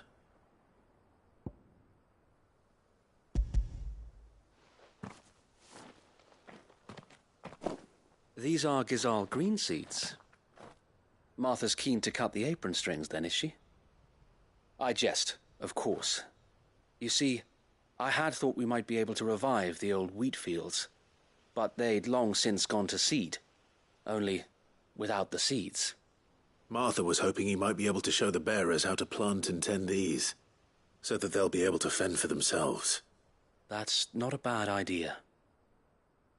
These bearers had only recently escaped their bonds before we brought them here. They know little of freedom, of providing for themselves and their loved ones. Unless we teach them how to live like free men, I fear that all we have achieved in bringing them here is to exchange one master for another. Not that myself and the Guardians have been the best example to them so far, subsisting almost entirely on Martha's charity as we do. It's about time we all started to provide for ourselves, bearers and Guardians alike. Unfortunately, we've been a little too busy of late to focus on much besides bolstering our defenses. There have been alarming reports of... The Horde is closing in. They're coming, so wait, all of them. Time it all. I thought we'd have more time. Gather the men in the square. Send to the rest for reinforcements. Yes, Sir Wade. The Horde. A Kashek, a veritable legion of them. They've been seen prowling around the northern reaches for a while now. We don't have the numbers to hold back a swarm that size. I had hoped to build a perimeter wall so that myself and the Guardians might be able to defend the village, but... Now you're out of time. Precisely. If reinforcements from the rest arrive before they do, we may just scrape through, but I fear that's rather an enormous if. What if you could call on reinforcements from Eastpool? You mean the bearers? We brought them here so they might live, not die, fighting for their lives. So wait. You said you lacked men to defend the village. Are the bearers not men? Do they not wish to see Eastpool saved? Though they may not be trained soldiers like your Guardians. What help they are able to offer could still prove the difference between victory and defeat. You're right, my lord. I will appeal to them.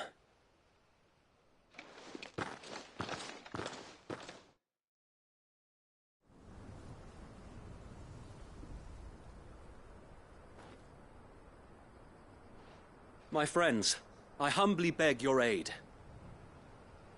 We Guardians are few and our enemies many. But I swear we can defeat them with you at our side. You would send us to the slaughter, to serve as bait for those fiends so that you and your men might be spared. And to think we trusted you. Say what you will, a home is not worth dying for. But it is worth fighting for. Sir Wade fights to give you lot a chance. Just like I do. Just like Sid does. We all wanted to give you a home where you could be free. And you got one, didn't you? This place, Eastpool. This is your village. Your home. And if you don't fight to protect what's yours, you'll lose it. You know I'm right. This world wants to take everything from you. Everything. Your homes, your freedom, your very lives. So then, are you going to stand by and let that happen to you? Are you going to accept fate like good little Bran did and die, having never stood up for yourselves? Or will you fight like free men and women?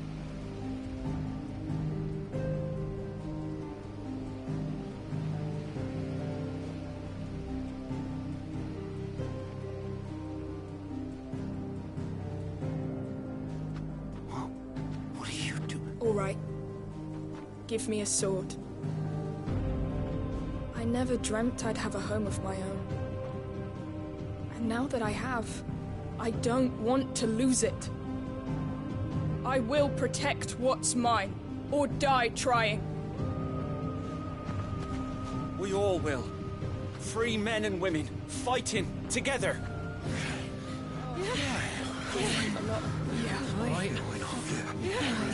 For Eastpool! For Eastpool!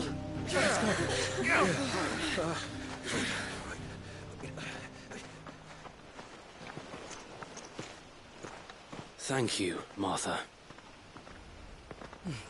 Don't mention it. Just promise me one thing. That you'll show them how freeborn fight. Gladly.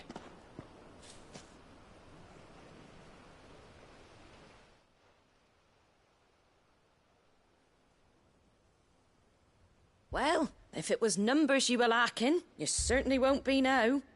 Thanks to you. Me? Oh, I just love the sound of me own voice. Lord Rossfield, my lady, we're ready. So what's the plan of action? We'll divide our forces into several small detachments, each made up of guardians, bearers, and guards from the rest. These will position themselves at strategic points around the village. Upon engaging with the Akashek, each detachment will keep the creatures occupied as best they can, steadily retreating all the while. You're going to lure them into the village? I am. We will have neither the time nor the resources to treat the wounded, so injuries must be avoided at all costs. Instead, we will focus purely on defense at first. By coordinating our withdrawal through the use of messengers drawn from among the bearers, we will aim to have the swarm converge at a point of our choosing. With luck, that point will be the village square, the perfect place for our most able warriors to surround them and fall upon them, and for you and I to finish them off. A sound plan, but one that'll require a leader with a cool head and strong nerves to coordinate the retreat.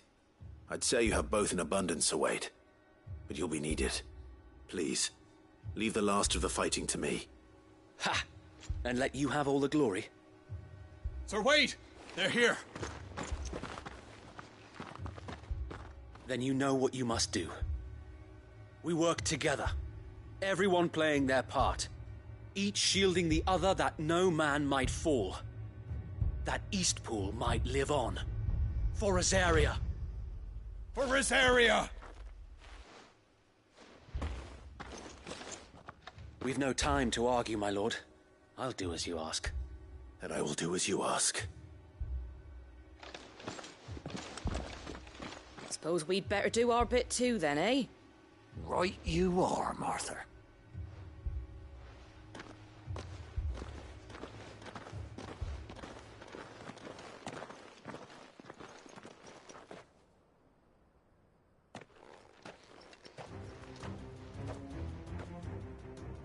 The calm before the storm.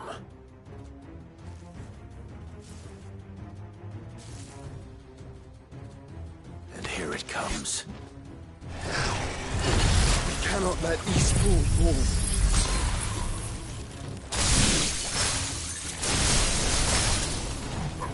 And we won't.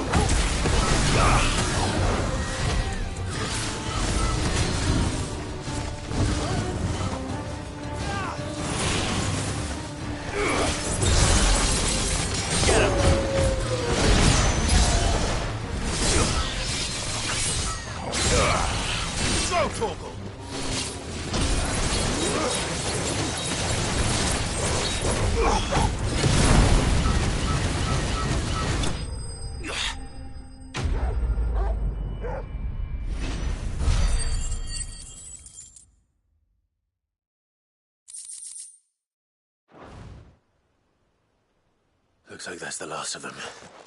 Lord Rossfield! Change of plan! What is it? Owl from the rest. An Akashic curl's been sighted on Rhiannon's ride and is headed in their direction. Well, the better half of her guard is here. So wait, how many Akashic remain in Eastpool? Hard to say. My men are still facing some resistance, but I think the worst is behind us. I could order a detachment or two to fall back and... No. Let them finish the job. You stay here too, Sir Wade. Your men need you. I'll go after the Curl. Join me only when Eastpool is won. If you're sure, my lord. May the Founder protect you.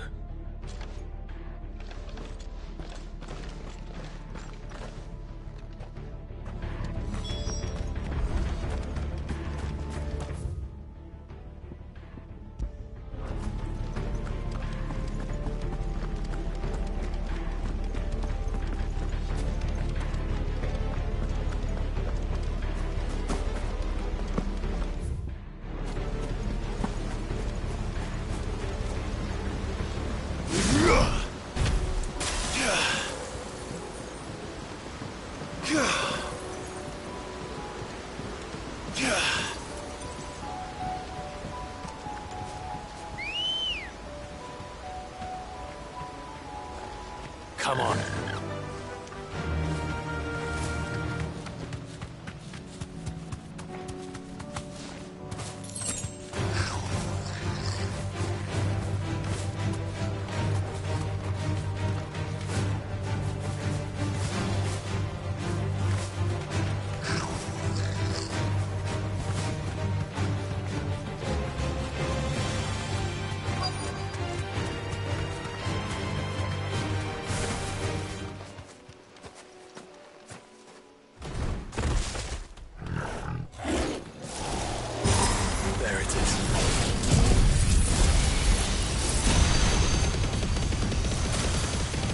With me, Joshua.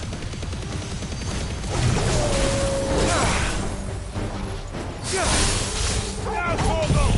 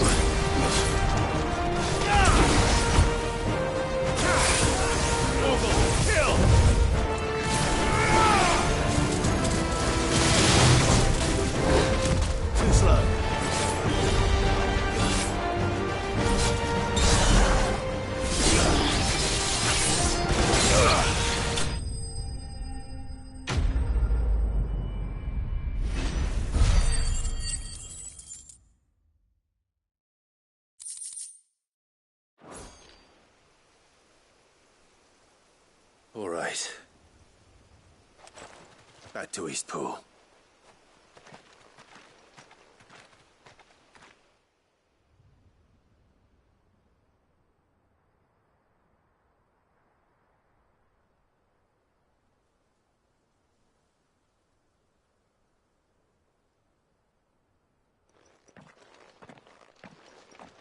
Lord Rossfield, the Curl, is it? It's dead. Thank the Founder for that. And for you, my lord. We were able to eradicate the rest of the Horde. I have guardians posted around the village to keep watch for further attacks, but all seems quiet for now. I hesitate to say it, but I think it might be over.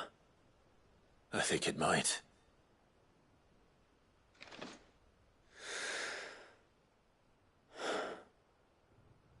We did it. We saved Eastpool. Thank you, my friends. Thank you. No, Sir Wade. It's us who should be thanking you. You brought us together. Showed us what it means to fight for what you hold dear. We never had nothing to call our own before. We didn't know what it meant to protect it, but now we do. We really do. Forgive us, Sir Wade. You and your people saved us, and still we doubted you. But there's no doubt in my mind anymore. We're free men now, so we have to start acting like it. We have to fight to protect what's ours, to protect Eastpool.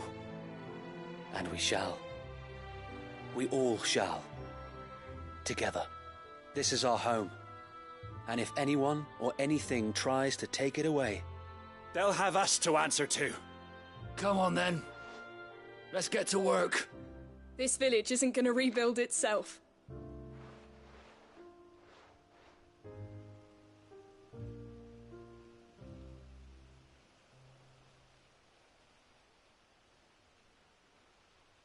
They're not slaves anymore. No. They're Rosarians. Your father took pity on the bearer's plight, and I believe if he were still with us today, this is what he would have wanted. I believe you might be right. I shall remain here, my lord, and do what I can to help rebuild the village. After all, this is my home now too, and I could hardly call myself an Eastpoolian if I didn't pull my weight. I think you'll find it's Eastpudlian, Sir Wade. But you should be proud all the same. I'll have to pull my weight too. Can't have the rest getting outclassed. Speaking of which, I ought to be getting back. Can we continue to count on your support, Martha? Of course, and I'd be counting on yours too. Us Rosarians have got to stick together, haven't we? Indeed we have. And Clive, come by the Golden Stables when you get the chance. I ain't paid you for delivering them seeds yet. All right. I will.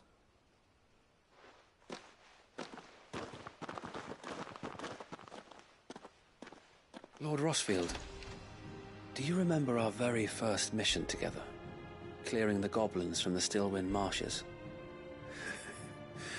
How could I forget?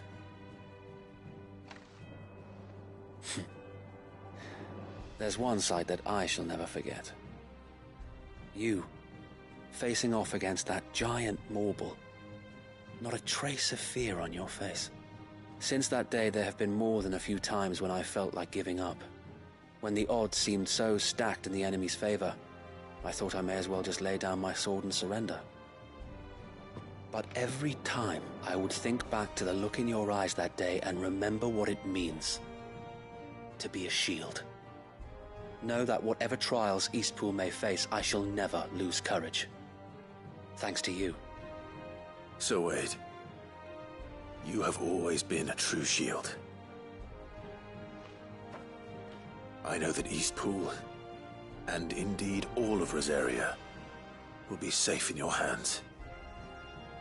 Thank you, my lord. I know the rest of the world will be safe in yours. I'll do my best.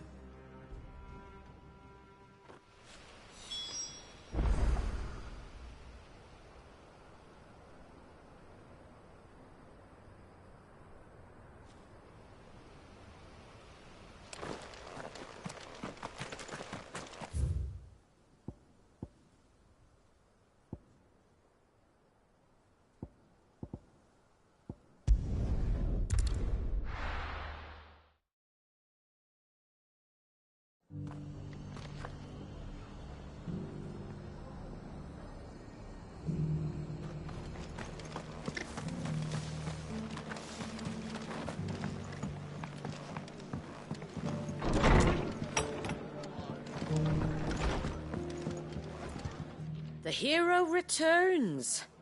It's lucky you came by when you did, eh? Not only did my seeds get delivered, but you went and saved Eastpool and all. I just did what I could. And it's only right that you get rewarded for it. Take it before I change my mind. Thank you, Martha. So, Eastpool's finally back on its feet again. And a home to free bearers. Who'd have thought we'd see the day, eh?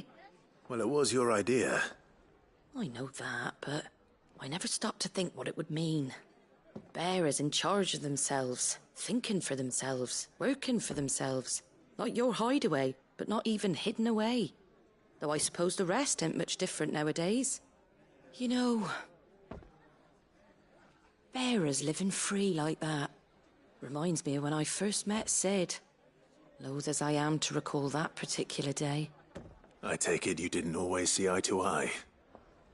What happened? Well, if you really want to know, I started doing what I do long before I met Sid. In fact, that's how I met him.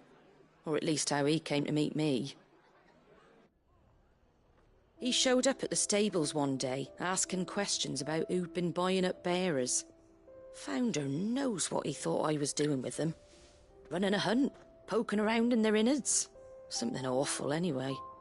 Me, I thought he was a new constable. Thought the game was up. But somehow we both managed to work out what each other was about.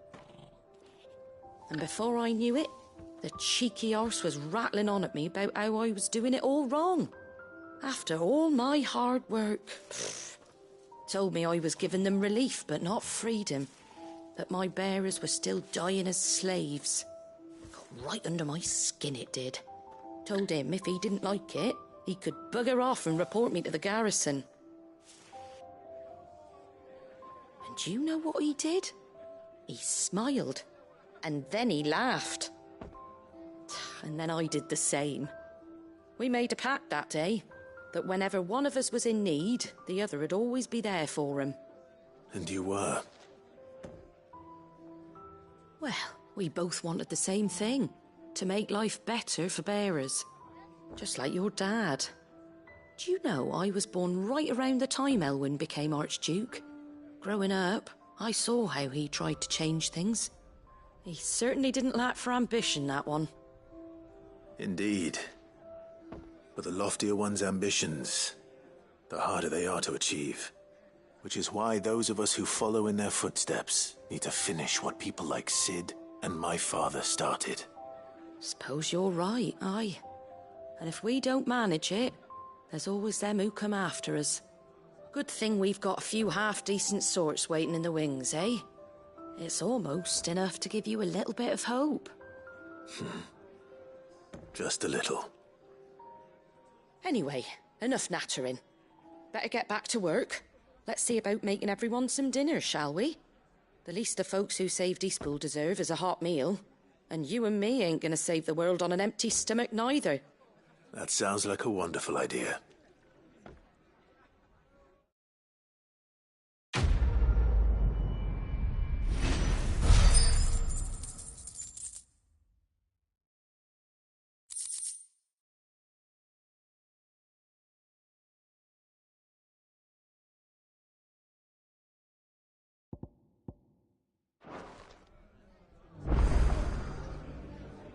Clive, we weren't expecting you. I wasn't expecting to be here, but it seems we still owe you a considerable amount of coin for your help with our rebuilding efforts. And though I doubt it's what you were expecting, we were hoping you'd take this as payment.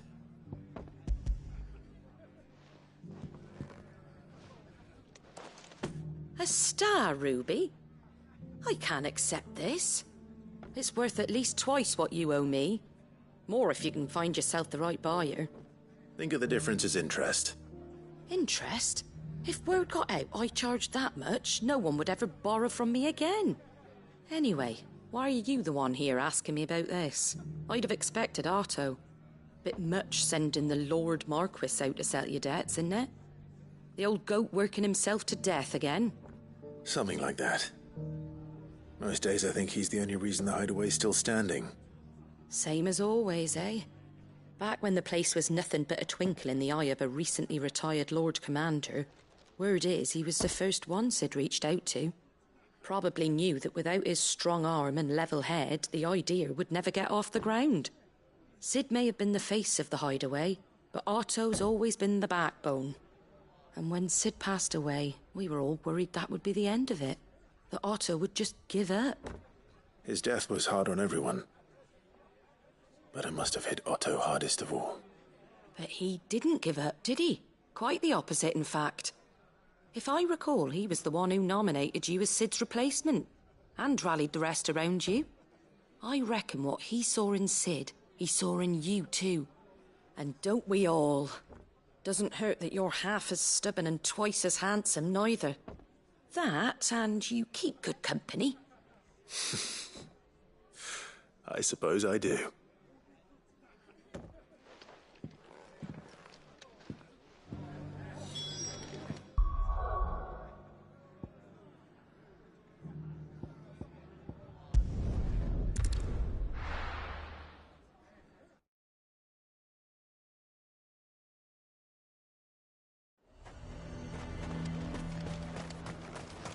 The garrison is threatening to pull their sentries from the market.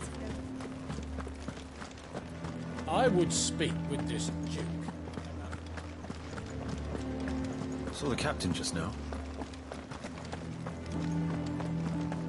Your town needs you.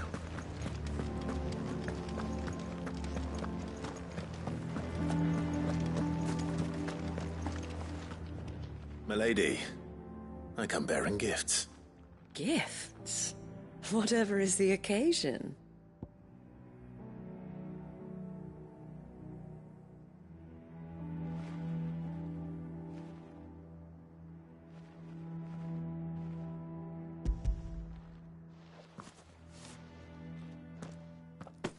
Oh my. Clive, you really have outdone yourself. Otto asked me to give it to you. To settle the hideaway's debt with the Veil. And to compensate you for the time it took us to do so. You disappoint me, Clive. I thought you might finally be warming to me. Tell Otto he can keep his baubles. I tried to tell him as much the first time around. The man owes me nothing, nor does the hideaway. My contribution to the restoration effort was made freely and willingly. It was the least I could do. You once told me Sid did you a kindness. I'd like to do the same. Please, accept it. For my sake. And for Otto's. For all of us. For all you've done. It is rather fetching, isn't it? Very well. Otto is lucky to have you, Clive. I doubt anything could ever replace his son. But you and the others at the hideaway are the closest thing he has to family. Otto had a son. Long ago, yes. Sid told me Otto lost him when he was just a boy, and blamed himself for not being able to stop it. I don't know how it happened, whether there was anything he could have done, but it was clear that it weighed heavily on him. I didn't know. How could you have? I doubt anyone did. Besides Sid, I've never met a man more keen to bear his sorrows in stoic silence. An ill habit, given that both have always been surrounded by friends desperate to help them. I'm beginning to see that.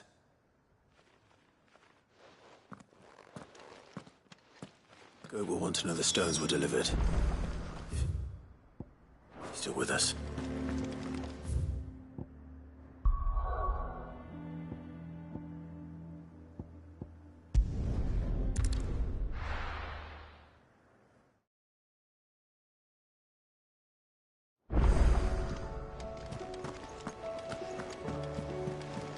Covered in nicks and lumps.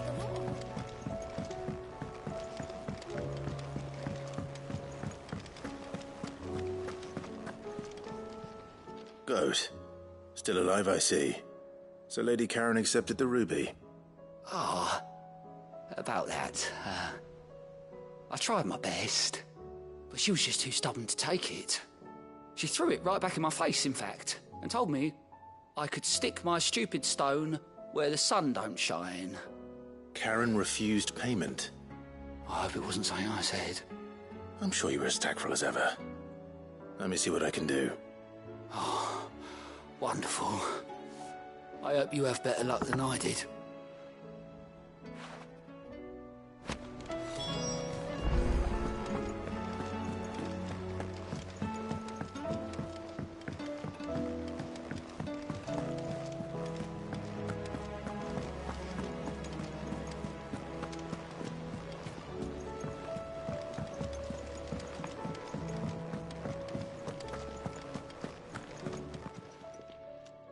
Lady Karen, Goad tells me you weren't happy with our offer.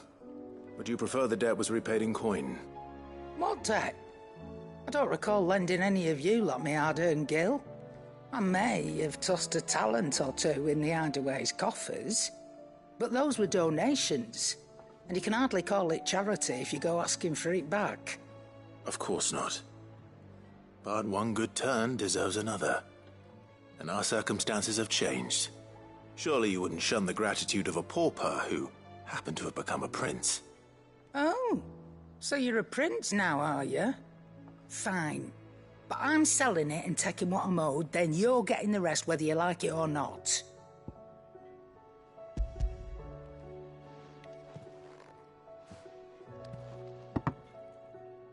Where'd you even get this? A decent trader might nab 1,000 talents for a star ruby. A canny one, meanwhile, might claim it were nicked from the belt of Sid the Outlaw himself and ask twice as much. Might be I already have a buyer in mind. Might be you even know her. A fine continental maid whose beauty's only eclipsed by a guile in commerce. You wouldn't mind, would you? Not at all.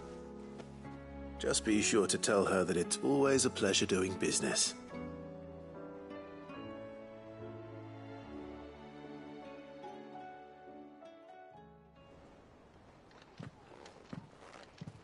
I hear you ended up delivering all 3 stones. Thanks to this lump. I sometimes wonder what I pay you for. Speaking of which, I still haven't been paid last month's wages. Oh, so you remember what's owed to you then? Get your ass behind that disc of yours and don't get up before those ledgers are square. Right away.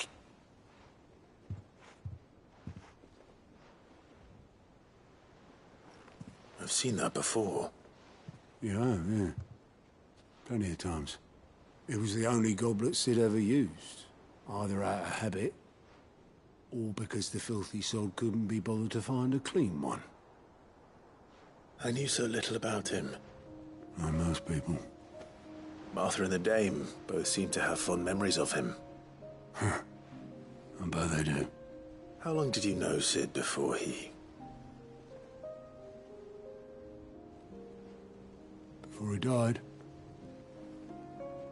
20 summers, give or take. Back in the day, I was a purser on a trade ship, which is where I met him. He bought passage to... I forget where. And having nothing better to do on the long nights, we sat up drinking island rum till the morning bell dragged me back to my duties.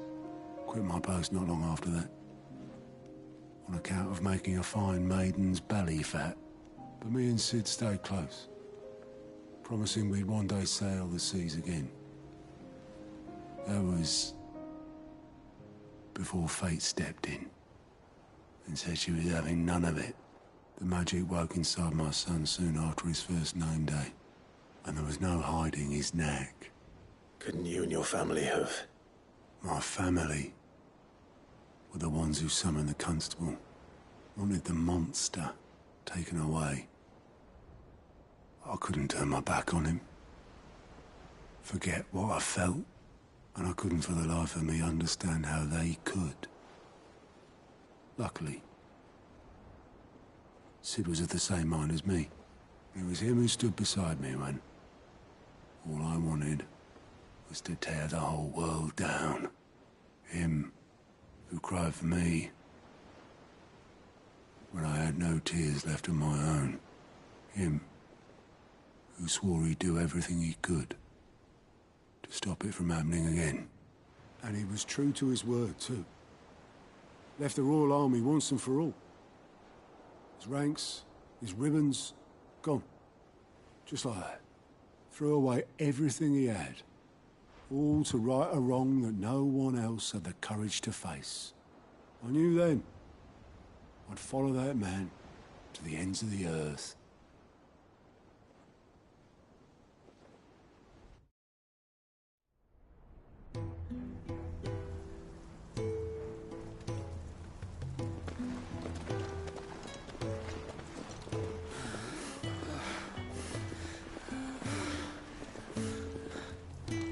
He was always too clever for his own good, was Sid. Saw the world for what it really was, while the rest of us were content to go along with the lie we were shown. And it can't have been easy, bearing that burden alone.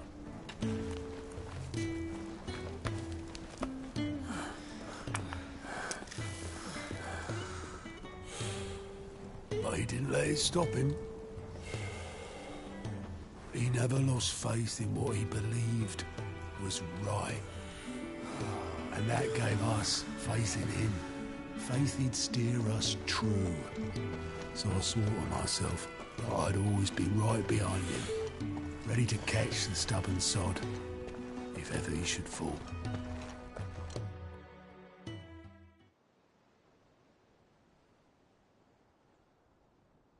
But I couldn't even do that.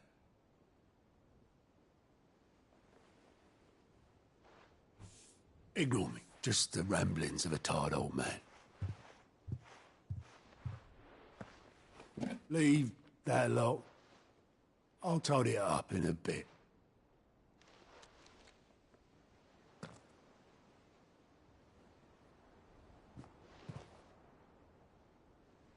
This is Sid's handwriting.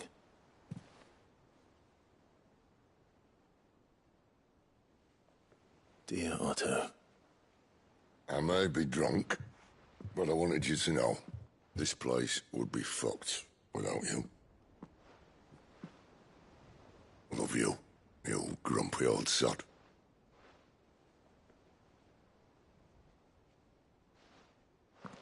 This note. Hmm? What about it? Sid was right. Without you, we'd all be lost.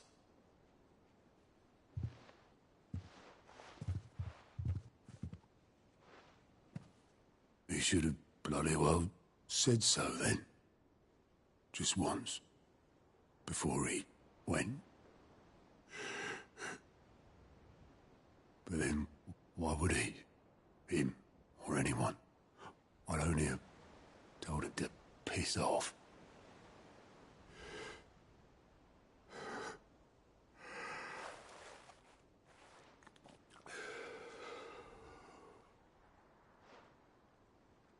You're wrong, though. Both of you. It was never just me keeping the hideaway afloat. It was all of us. I just shoved people in the right direction. I barely seem to be able to do that anymore.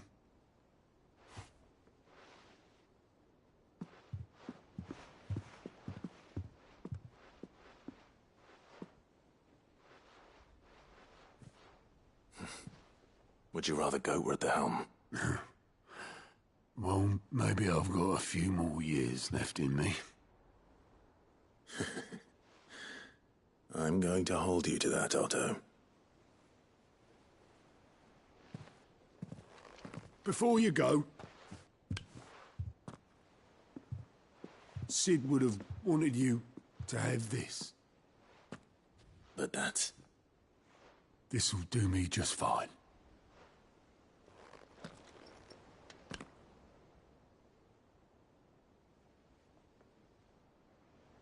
Thanks for the ray of sunshine. I'll see if I can't pay you back. Already have.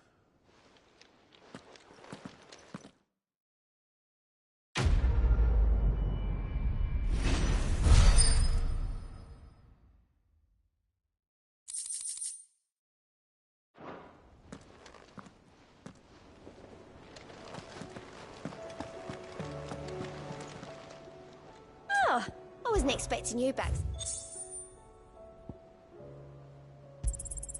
Here you are.